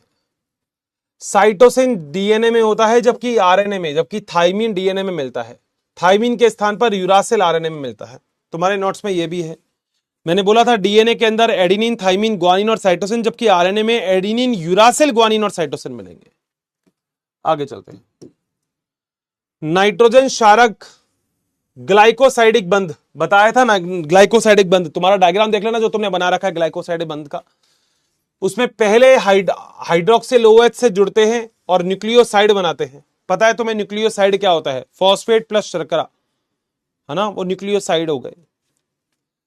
नहीं, शर्करा प्लस नाइट्रोजन क्षारक प्लस फॉस्फेट वो न्यूक्लियोटाइड हो गए। एडिनोसिन या डीऑक्सी एडिनोसिन, ग्वानोसाइन या डीऑक्सी ग्वानोसाइन, साइटिडाइन और ये थाइमिडाइन, ये सब मैंने पूरा लिखवाया है तुम्हें कि ये कैसे बनते हैं। पूरा लाइन टू लाइन लिखवाइए, 4-5 चीजें मेरे ख्याल से याद आ गई होगी जिसने पढ़ा है। अब जो मस्ती मार रहा है बेटा वो मस्ती ही करेगा। जब फॉस्फेट समूह फॉस्फो एस्टर बंध के द्वारा जुड़े होते हैं तो ये OH समूह के द्वारा जुड़ जाते हैं 5' से। बिल्कुल बात सही है, डायग्राम देख लेना, अपने डायग्राम में सब कुछ है बेटा। और ये नाइट्रोजन क्षारक का निर्माण होता है। डीएनए की 2 श्रृंखला, एक चलती है 3' to 5', और ये मैंने बताया था शुगर की जैसे चलती है, एक जगह शुगर ऐसा और दूसरी जगह शुगर उल्टा लगा होता है।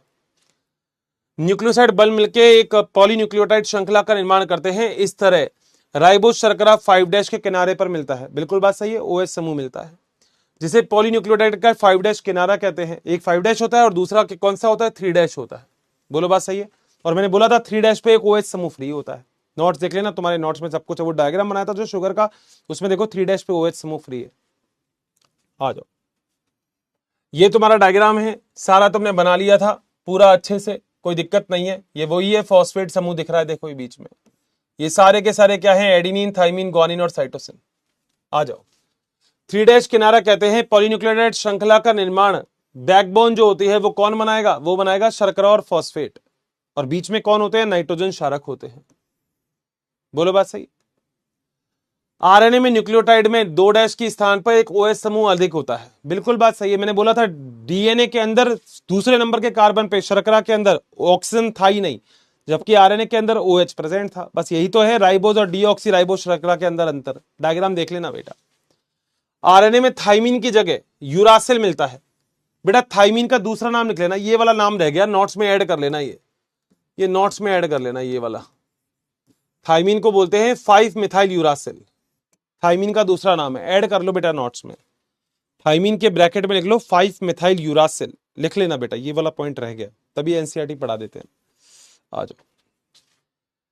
हमने देखा कि मिशर ने 1969 में डीएनए की खोज की थी, जो कि अम्लीय था, जिसे उन्होंने न्यूक्लियन नाम दिया था। ये बाद में कमियों के कारण इसको अलग करना कठिन था, लेकिन बाद में जो डीएनए की संरचना के बारे में स्पष्ट जानकारी नहीं थी, तो विल्किंस और फ्रैंकलिन ने एक्सरे मशीन के द्वारा वाटसन और क्रिक के डीएनए का द्विकुंडलन प्रस्तुत किया, और उस द्विकुंडलन का नाम था बी डीएनए मॉडल, जिसका डायग्राम तुम लोगों ने बनाया है। 34 एंगस्ट्रॉम वाली जो बात है ना, वही। उनके प्रस्तावों को पॉलीन्यूक्लियोटाइड श्रृंखला की 2 कड़ी के बीच में क्षार का युग्म होता है। उपरोक्त द्विकुंडली में चारगाव का तुल्यांकी सिद्धांत भी था।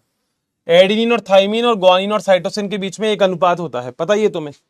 एडेनिन के नंबर थाइमीन के बराबर और ग्वानिन के नंबर साइटोसिन के बराबर होते हैं। मैं कई बार बोलता हूं ना कि कुछ भी नहीं है एनसीईआरटी में, देख लो तुम, तुम्हारे नोट्स में सब कुछ है, मगर ये क्या है, एनसीईआरटी कंफ्यूज करती है। एनसीईआरटी क्या करती है, चीजों को बहुत बड़ा चढ़ा के बोल देती है, तो कंफ्यूज कर देती है। मगर अगर मैं यही लाइन तुम्हें नोट्स में भी लिखवाता तो बेटा फिर नोट्स में और एनसीईआरटी में फर्क कुछ होता ही नहीं। आप फिर ये कहते हैं अर्षित सर नोट्स में भी समझ में नहीं आ रहा, एनसीईआरटी में भी समझ में नहीं आ रहा, तभी बेटा नोट्स हमेशा आसान होते हैं। नोट्स की लैंग्वेज हमेशा आसान इसलिए होती है क्योंकि नोट्स में हम टिपिकल लिखवा नहीं सकता मैं आपको, ठीक है। आ जाओ। क्षार युग्म पॉलीन्यूक्लियोटाइड श्रृंखला की एक खास विशेषता है, ये एक दूसरे के पूरक है। इसका मतलब एक श्रृंखला अगर पता है तो दूसरी के बारे में आप पता कर सकते हो, बिल्कुल सही बात है। अगर डीएनए की एक श्रृंखला आपको पता है AGTTCA, तो बेटा दूसरी श्रृंखला आप बना सकते हो, बिल्कुल बना सकते हो, बना सकते हो ना, दूसरी श्रृंखला तो बन जाएगी ना सबसे। हाँ, ए के सामने कौन बैठेगा, T, और जी के सामने कौन बैठेगा, C। बहुत ही बढ़िया, आ जाओ।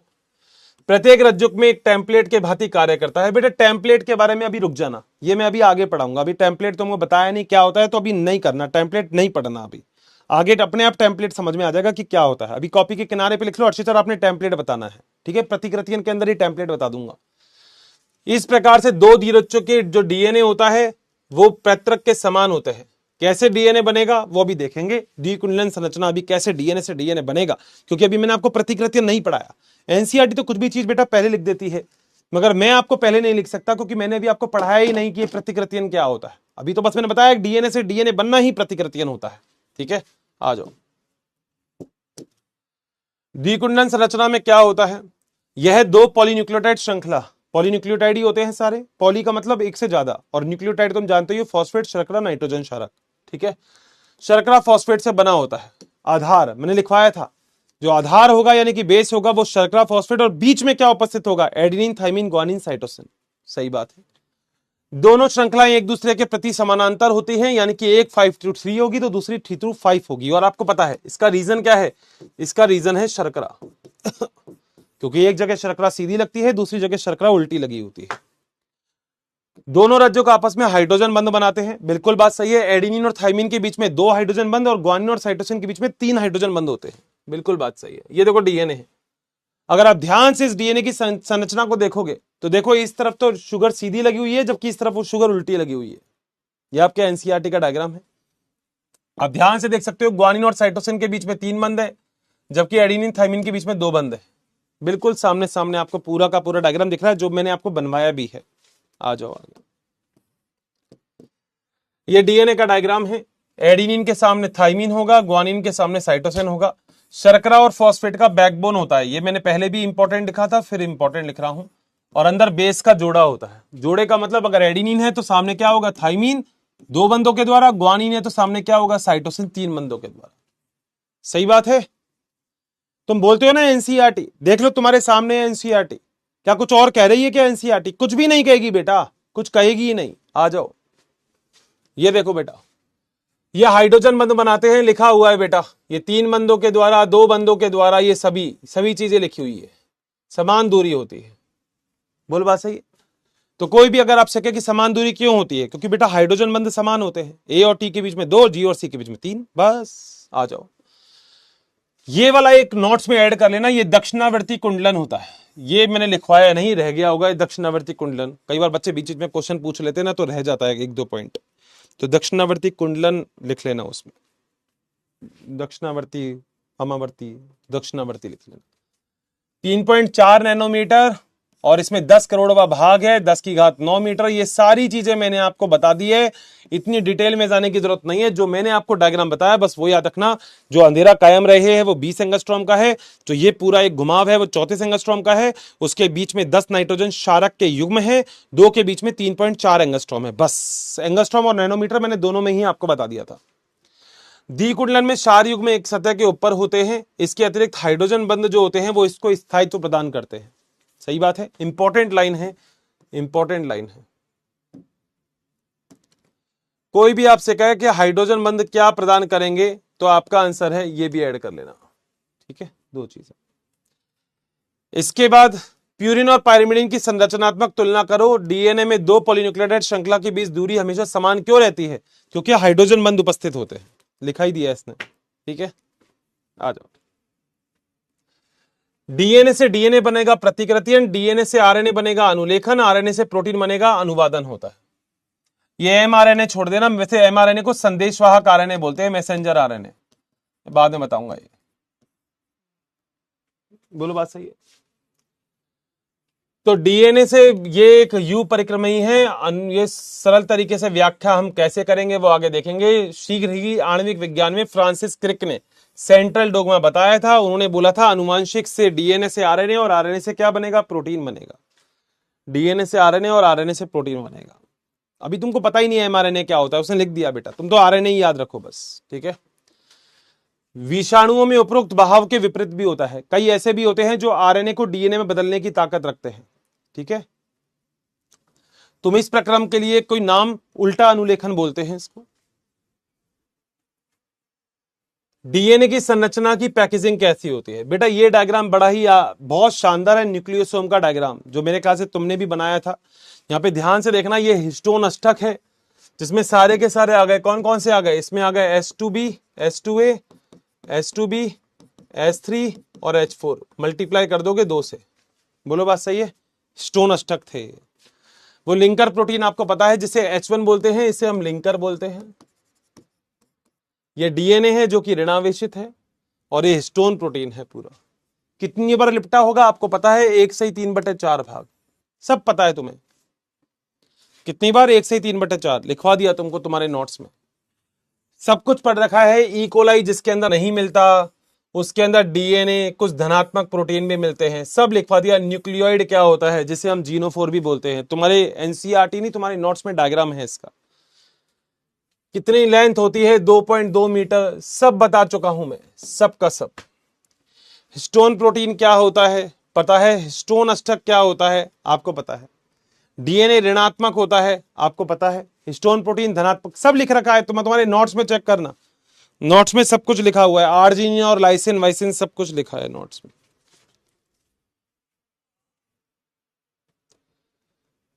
200 क्षार युग्म होते हैं, न्यूक्लियोसोम कहते हैं। क्रोमेटिन क्या होता है आपको पता है?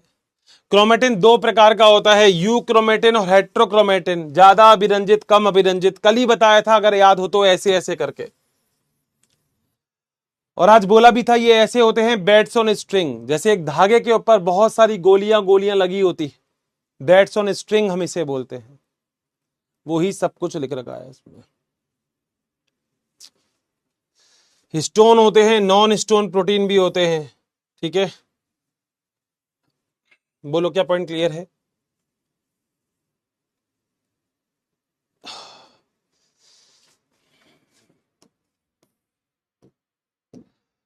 आनुवांशिक पदार्थ की खोज की भी अगर बात करें तो यहां पे मेंडल, अगला चैप्टर अभी हम पढ़ेंगे मेंडल का। अभी तो हमने पढ़ा नहीं कि मेंडल एग्जैक्टली क्या है, मगर आनुवांशिक पदार्थ की खोज अभी मेंडल वेंडल अभी अपन ने पढ़ा ही नहीं है। ठीक है, मेंडल तो अभी अपन पढ़ेंगे। ठीक है, इन्होंने आनुवांशिक पदार्थ की खोज कैसे हुई थी उसके बारे में हमें जानकारी चाहिए। मेंडल भी नहीं पढ़ा हमने, सटन और बोवरी, मॉर्गन वॉर्गन कुछ नहीं पढ़ा। क्यों नहीं पढ़ा? क्योंकि अभी अपने एक चैप्टर नहीं पढ़ा, जो जेनेटिक्स वाला चैप्टर है। अगर आपको याद है तो 5 और 6 2 चैप्टर है। मैंने ये वाला चैप्टर पहले इसलिए करवाया क्योंकि पहले मैं आपको डीएनए के बारे में पूरी नॉलेज देना चाहता हूं। तो ये वाले जितने भी साइंटिस्ट हैं, ये सारे के सारे साइंटिस्ट आप उसी चैप्टर में पढ़ने वाले हो। यहां पे हमने कई सारे एक्सपेरिमेंट देखे। पहले रूपांतरण प्रयोग देखा 1928 में फ्रेडरिक ग्रिफिथ ने। इन्होंने न्यूमोनिया के लिए स्ट्रेप्टोकोकस न्यूमोनी पे कार्य किया था। और जीवाणु के ऊपर भी कार्य किए। स्ट्रेप्टोकोकस जो निमोनी होती है इसकी दो प्रभेद लिए, एस और आर। आर जो होती है वो रफ होती है, जबकि जो एस होती है वो स्मूथ होती है। आर जो होती है इसमें आवरण नहीं होता, जबकि एस के अंदर बहुशर्करा पॉलीसेकेराइड का आवरण लिखाया हुआ है, कल ही पढ़ाया था आपको। यहाँ पे चूहे में निमोनिया होता है, वो मर जाते हैं। और यही सारी चीजें ये भाई साहब यहाँ लिखते हैं, देख लो। एस प्रभेद को चूहे में डाला, चूहा मर गया। आर प्रभेद को चूहे में डाला, चूहा जिंदा हो रह गया। एस प्रभेद को गर्म कर दिया, चूहे में डाला, चूहा जिंदा है। मगर एस प्रभेद को गर्म करके आर प्रभेद के साथ डाल के चूहे में डाला तो चूहा मर गया। यही चीज लिखवाई थी मैंने आपको। सब कुछ है तुम्हारे नोट्स में, और इससे आसान चैप्टर हो नहीं सकता। ये तो एनसीईआरटी आज एक साथ पढ़ा दी तो जरूर थोड़ा सा लग रहा होगा हर्षित सर कितनी बड़ी एनसीईआरटी है, मगर दोस्त है ही नहीं कुछ एनसीईआरटी में। आप खुद पढ़ोगे तो आप खुद मेरे से कह दोगे हर्षित सर कुछ भी नहीं है। ये देखो रासायनिक लक्षण, इसका तो एनसीईआरटी ने डायग्राम भी नहीं दे रखा, अपन ने तो डायग्राम बनाया है इसका। एवेरी मैक्लियोड मैकॉर्टी 1933 से 44, मेरे ख्याल से ईयर नहीं लिखा था, ईयर लिख लेना अपनी नोटबुक में। 1933 से 1944 ईयर लिख लेना। आनुवांशिक पदार्थ क्रोमेटिन होता है, ग्रिफिथ ने सब कुछ बताया था। ग्रिफिथ ने एंजाइम लिए थे, प्रोटीएज, डीएनएज, आरएनएज, ये सारे एंजाइम लिए थे। बताओ पूरा एक्सपेरिमेंट तुमने पढ़ा था नहीं पढ़ा था? और कल एक बच्चे ने बीच में ही ये वाला क्वेश्चन पूछ लिया था, जो कि मैं आज बताता, वैसे कल बता दिया था आपको। जिसके आगे एएसई लगेगा याद रखना वो एंजाइम होगा, बस इतनी सी बात है। एएसई लगते ही एंजाइम हो जाएगा, और ये नॉर्मल डीएनए है।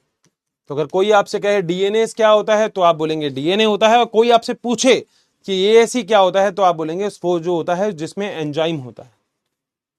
आ जाओ,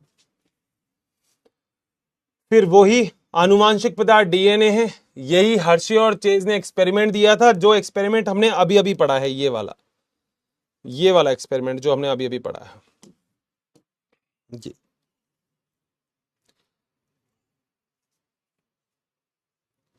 बता दो भैया क्या कोई दिक्कत है तो।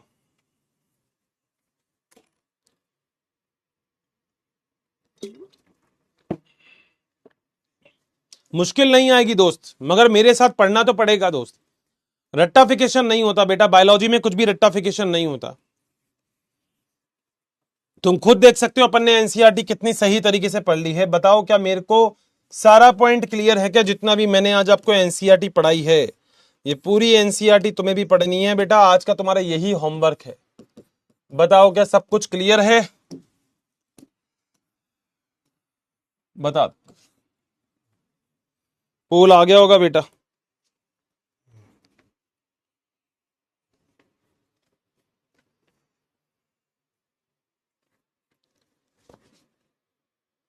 साथ साथ दोस्त पढ़ना तो पड़ेगा, देखो साथ साथ पढ़ना पड़ेगा मेरे, वो बड़ा जरूरी है।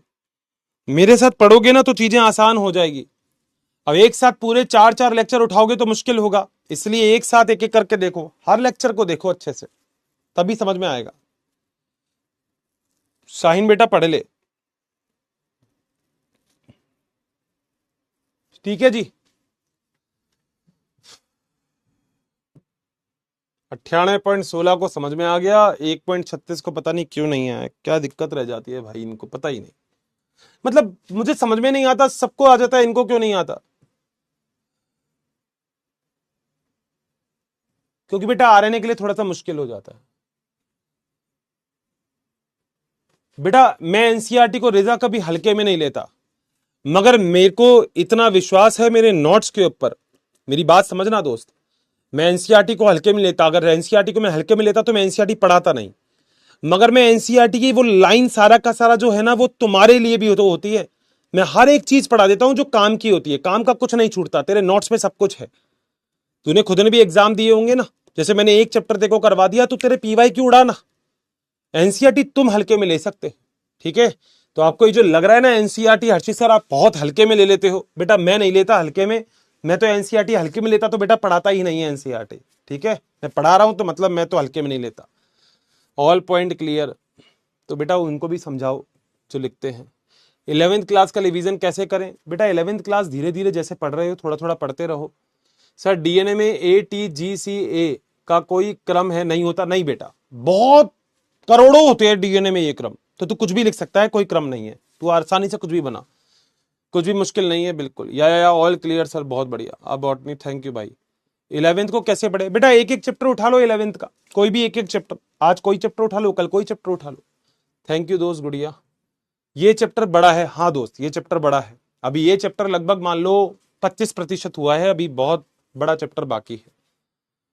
ऑल क्लियर, मजा आ गया। हर्षी और चेज ने जीवाणु भोजी कहां से मिला? बेटा वैज्ञानिक थे, वैज्ञानिकों को तो कुछ भी मिल सकता है बेटा, है ना। रज्जुक क्या होता है बेटा? रज्जुक का मतलब होता है श्रृंखला। जैसे ये लिखा तो एकल रज्जुक, ऐसे बनाया तो दोहरा रज्जुक। रज्जुक का मतलब स्ट्रैंड, मैंने लिखवाया भी था। रज्जुक का मतलब होता है धागा, थ्रेड, तो डबल रज्जुक होता है। एनसीईआरटी में बेटा, एनसीईआरटी में देखो थ्योरी के डायग्राम नहीं है, तभी तो हम हैं यहाँ पे कि हम थ्योरी के डायग्राम बना के आपको चीजें क्लियर कर देते हैं। अब एवेरी मैकलॉड और मैकॉर्टी का डायग्राम नहीं है, एवेरी मैकलॉड मैकॉर्टी की थ्योरी है, तो थ्योरी पढ़ देखो समझ में ही नहीं आएगा, मगर तेरे पास डायग्राम है जो मैंने बनाया था, अब तू थ्योरी पढ़ ले तो खुद कहेगा अर्चित सर हो गया सारा। डीएनए एंजाइम की तरह कब और कहां पर कायम का? बेटा डीएनए तो आप एंजाइम की तरह यूज में ले सकते हो, वैसे ये न्यूक्लियस एंजाइम होता है जो कि लाइसोसोम के अंदर पाया जाता है। नहीं आया समझ में देवेंद्र? क्या नहीं आया सर? आप एनसीईआरटी अच्छे से पढ़ाओ प्लीज। बेटा मैं वही कह रहा हूं, थोड़ा बहुत तो मेहनत तो मेरे साथ साथ तुम भी करो। तुमको सब कुछ पका पकाया चाहिए, ये बहुत बड़ी प्रॉब्लम है बेटा। तुम पूरी एनसीईआरटी पढ़ के देखो, तुम्हें किसी लाइन में दिक्कत आती है तो मैं बोल रहा हूं आएगी ही नहीं। आरएनए में रेप्लिकेशन होता है, हाँ बेटा। आरएनए में सीधा प्रोटीन बन सकता है, तो डीएनए से क्यों बनाते हैं? बेटा क्योंकि आपका आनुवंशिक पदार्थ डीएनए है, तो सबसे पहले वो आरएनए में बदलेगा और फिर आरएनए प्रोटीन में बदलेगा। आप हमारा कमेंट नहीं देखते, देख लिया बेटा। एनसीईआरटी बहुत तेज पढ़ा रहे हैं, धीरे पढ़ा दूंगा बेटा। जस्टिस फॉर चूहा, ठीक है बेटा। सर आप चूहे को कितनी, अरे बेटा ये एक्सपेरिमेंट है तो ठीक है, थैंक यू, ठीक है। क्या हो गया सपना जी? यार मुझे ना कुछ बच्चों से मतलब नाराजगी नहीं है, मगर मुझे ऐसा लगता है कि हमारे बैच में कुछ स्पैमर तो जरूर हैं, मौजूद हैं। वो चाहते भी हैं हर्षित सर का दिमाग खराब हो जाए, वो चिल्ला दें और फिर मजा आ जाए, ऐसा। मतलब आप खुद समझने की कोशिश करो, मतलब पता नहीं इतने अच्छे बैच को बच्चा खराब क्यों करने की कोशिश करता है, मुझे कभी समझ में नहीं आया ये। ठीक है, हाँ रिजल्ट सेलिब्रेशन में बेटा वहीं थे हम। बताओ क्या डन है? यहाँ तक सब कुछ क्लियर है? बता दो जल्दी, डन है? अब बेटा 2 4 5 बच्चे तो क्या करें बेटा, उनको तो कैसे भी समझा दूंगा, उनको फिर भी यही लगेगा कि हर्षित सर ये नहीं आया। कुछ बच्चे तो बेटा होते ही हैं, हर किसी टीचर की क्लास में होते हैं, तो क्या ही करें बेटा। उनको क्या है, उनको मजा आता है, उनको लगता है कि टीचर ही करता रहे बेटा, हम तो कुछ नहीं करेंगे। कुछ होते हैं बेटा, क्या करें अब। चलो, हाँ क्वेश्चन करवा रहा हूँ बेटा, क्वेश्चन करवा रहा हूँ, बोला था ना क्वेश्चन लेके आऊंगा, क्वेश्चन करवाऊंगा, बिल्कुल करवाऊंगा। चालू करें? पक्का? आ जाओ। 98.54 को समझ में आ गया? 2 4 5% भाई पढ़ लो मेरे साथ साथ तो अच्छे से समझ में आ जाएगा, मगर पढ़ना तो भाई पड़ेगा, है ना। मतलब मुझे तो ताज्जुब ये होता है, तुम्हें फिजिक्स कैसे समझ में आ जाती है, केमिस्ट्री कैसे समझ में आ जाती है, मतलब ताज्जुब होता है। जिनको इतना आसान नहीं समझ में आ रहा, इतना आसान। चलो भाई करते हैं, जरा क्वेश्चन करो बेटा। 2015 का क्वेश्चन है, करके बताओ जल्दी से, जल्दी करो।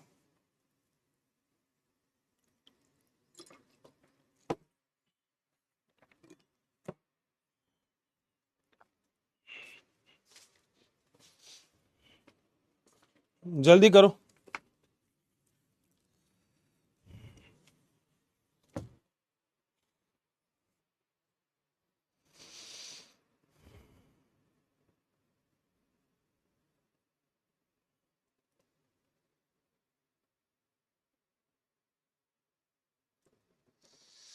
बेटा जंतु परागकण के लिए क्या प्रतिफल होता है? वैसे बिल्कुल आप लोगों का आंसर सही गया होगा। इसके लिए मकरंद और परागकण होना चाहिए, ऑप्शन नंबर ए बिल्कुल सही है। 79.29% बच्चों का सही है, बहुत ही खुशी की बात है। अगला क्वेश्चन देखो, पराग टिकिया, ये एनसीईआरटी में हिंदी थोड़ी सी मुश्किल है, बताओ जल्दी से। पराग टिकिया का मतलब होता है बेटा जो टैबलेट्स वगैरह आती है ना, वो सब कुछ किस लिए प्रयोग में ली जाती है? आती है ना मार्केट में टैबलेट्स वगैरह आती है, अगर आपने कभी पढ़ी हो तो, मार्केट में आती है ना टैबलेट्स वगैरह, वो सब कुछ।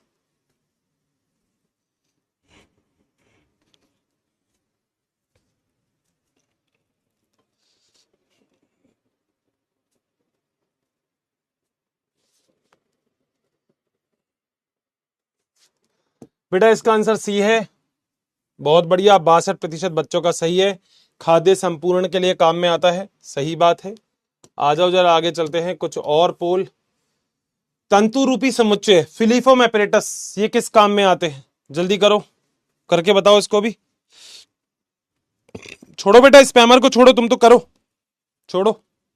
वो तो बेटा कहीं नहीं पढ़ेंगे, वो यहां नहीं, वो कहीं नहीं पढ़ेंगे। उनको तो पता नहीं क्या चाहिए, उनको चाहिए कि हर्षित सर घोट के पिला दे बस सब कुछ। बेटा पढ़ना तो पड़ता ही है बेटा, मेहनत तो करनी पड़ेगी बेटा सिलेक्शन के लिए ना। सिलेक्शन चाहिए तो बेटा मेहनत तो करनी पड़ेगी।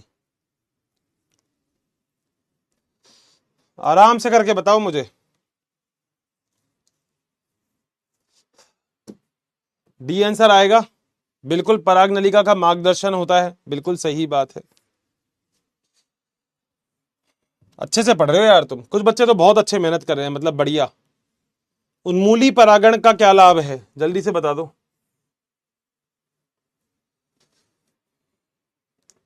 उन्मूली अनमूली का मतलब है एक ही पुष्प के अंदर जब परागण होता है तब।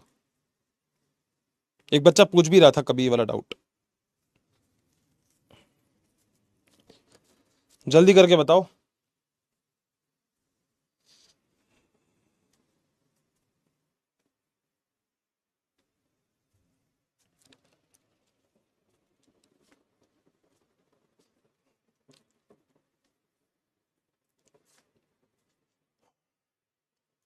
आंसर सी आना चाहिए, 54% का, ये भी सही है, बहुत ही बढ़िया।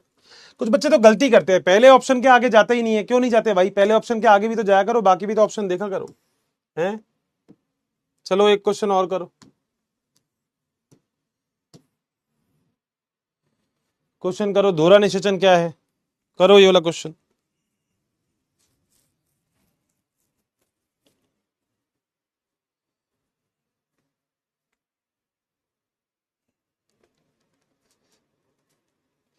बेटा जिसको पोल में थोड़ी दिक्कत आ रही है ना, वो कोई बात नहीं, बाद में कर लेना जब क्लास हो जाए उसके बाद। अब अगर पोल में आपके कोई दिक्कत आ रही है ना, तो बेटा रिफ्रेश करके वापस से उसको पोल इन कर लो, ठीक है?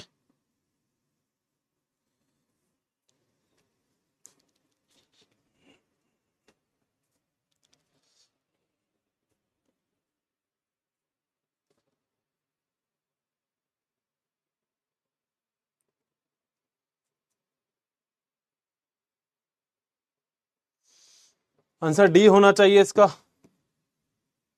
क्या क्या गलत कर रहे हो भाई? अरे दोहरा निषेचन क्या है? दोहरा निषेचन एक नर युग्मक का दो ध्रुवीय केंद्रक के साथ संलयन, दो नर युग्मक युग्मक संलयन और हाँ भाई यही सही है, बी सही है भाई। आंसर की में गलत है, बी है, ठीक है। चलो भैया, बी है, बी है, बी है बेटा। जरा रेटिंग देख लेते हैं, थोड़ी सी बिगड़ गई होगी। लोकनाथ, सपना, काव्या, बंसल, सुष्मिता, जानवी, वासुदेव, निशी, निशु, गुड़िया, कैलाश और आकांक्षा। बहुत ही बढ़िया, बहुत ही बढ़िया, अति उत्तम, जबरदस्त, शानदार किया है काम। कुछ मैंने और भी क्वेश्चन है जो आपके होमवर्क के लिए है। बताओ भाई, यहां तक क्या सारा पॉइंट क्लियर है क्या? बता दो, क्लियर है यहां तक सारी बात? हाँ बेटा, वो रैंक वो बी की जगह वो डन हो गया मेरे से। बेटा वो पोल में पता नहीं कैसे क्या दिक्कत आ रही है, एक काम करूंगा मैं खुद पूछूंगा यार, पोल में ऐसा क्यों दिक्कत आ रही है? मतलब तुम लोगों के साथ ही आ रही है, सबके साथ? किसी और लेक्चर में भी आती है क्या पोल में दिक्कत, या केवल बॉटनी में ही दिक्कत आती है? ये बताओ, पोल में दिक्कत किसी और में भी आती है क्या, केवल बॉटनी में दिक्कत आती है? ये बताओ पहले मुझे, तो मैं बात करूंगा, मैं तुम्हें समझूंगा फिर कि ऐसा क्यों हो रहा है। बताओ जल्दी से।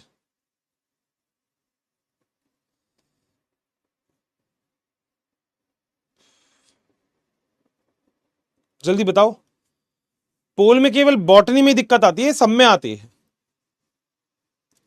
सभी में ही आती है ना यार? हाँ तो फिर ठीक है ना दोस्त, वो बॉटनी में नहीं है, वो तो पोल का ही इशू है कोई, तो पोल का ही इशू है। हाँ, पोल का ही इशू है फिर, ठीक है, ठीक है, ठीक है, ठीक है, ठीक है।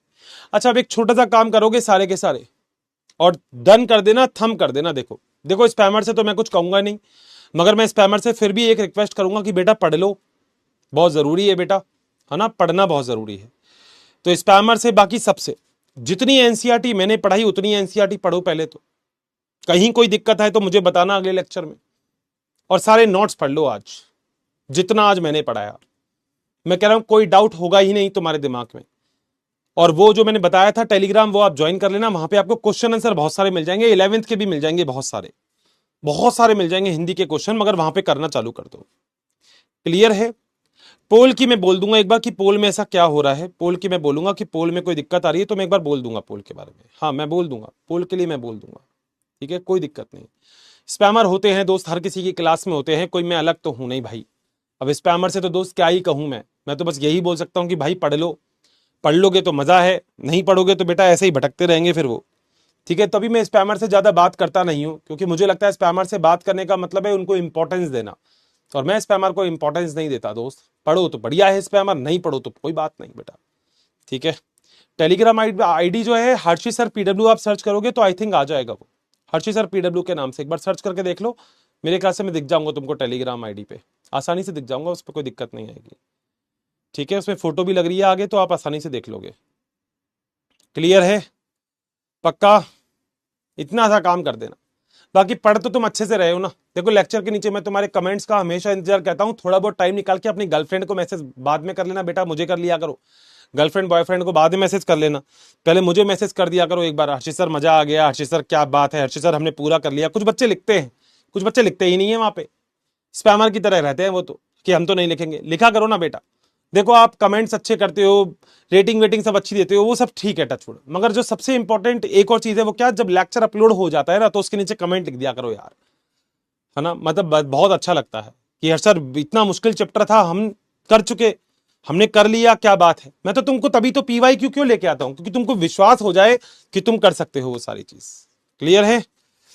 तो बेटा मेरे को तो वैसे तुम्हारे साथ कभी टाइम का पता नहीं लगता, 1.5 घंटा कब निकल जाता है क्लास में। और मैंने पहले भी बोला था मैं ज्यादा नहीं पढ़ाऊंगा इस चैप्टर में, मैं उतना पढ़ाऊंगा हर लेक्चर में जितना तुम आसानी से कर सकते हो। ज्यादा पढ़ा दूंगा तो बेटा फिर नहीं हो पाएगा तुमसे ही, तुम्हें भी पता है, क्योंकि तुम्हें बाकी सब्जेक्ट भी पढ़ने पड़ते हैं ना, बस इसलिए। तो थैंक यू सो मच, बहुत सारा प्यार आप लोगों को। और स्पैमर प्लीज भाई आप लोग भी पढ़ लो, रिक्वेस्ट है, हाथ जोड़ के, एक टीचर हाथ जोड़ के रिक्वेस्ट कर रहा है आप लोगों से। बाकी जो बच्चे पढ़ रहे हैं बेटा ऐसे ही पढ़ते रहो। बॉटनी तबाही बहुत ही शानदार, थैंक यू सो मच, बहुत सारा प्यार आप लोगों को, लव यू, बाय बाय, अपना ख्याल रखना, बाय बाय।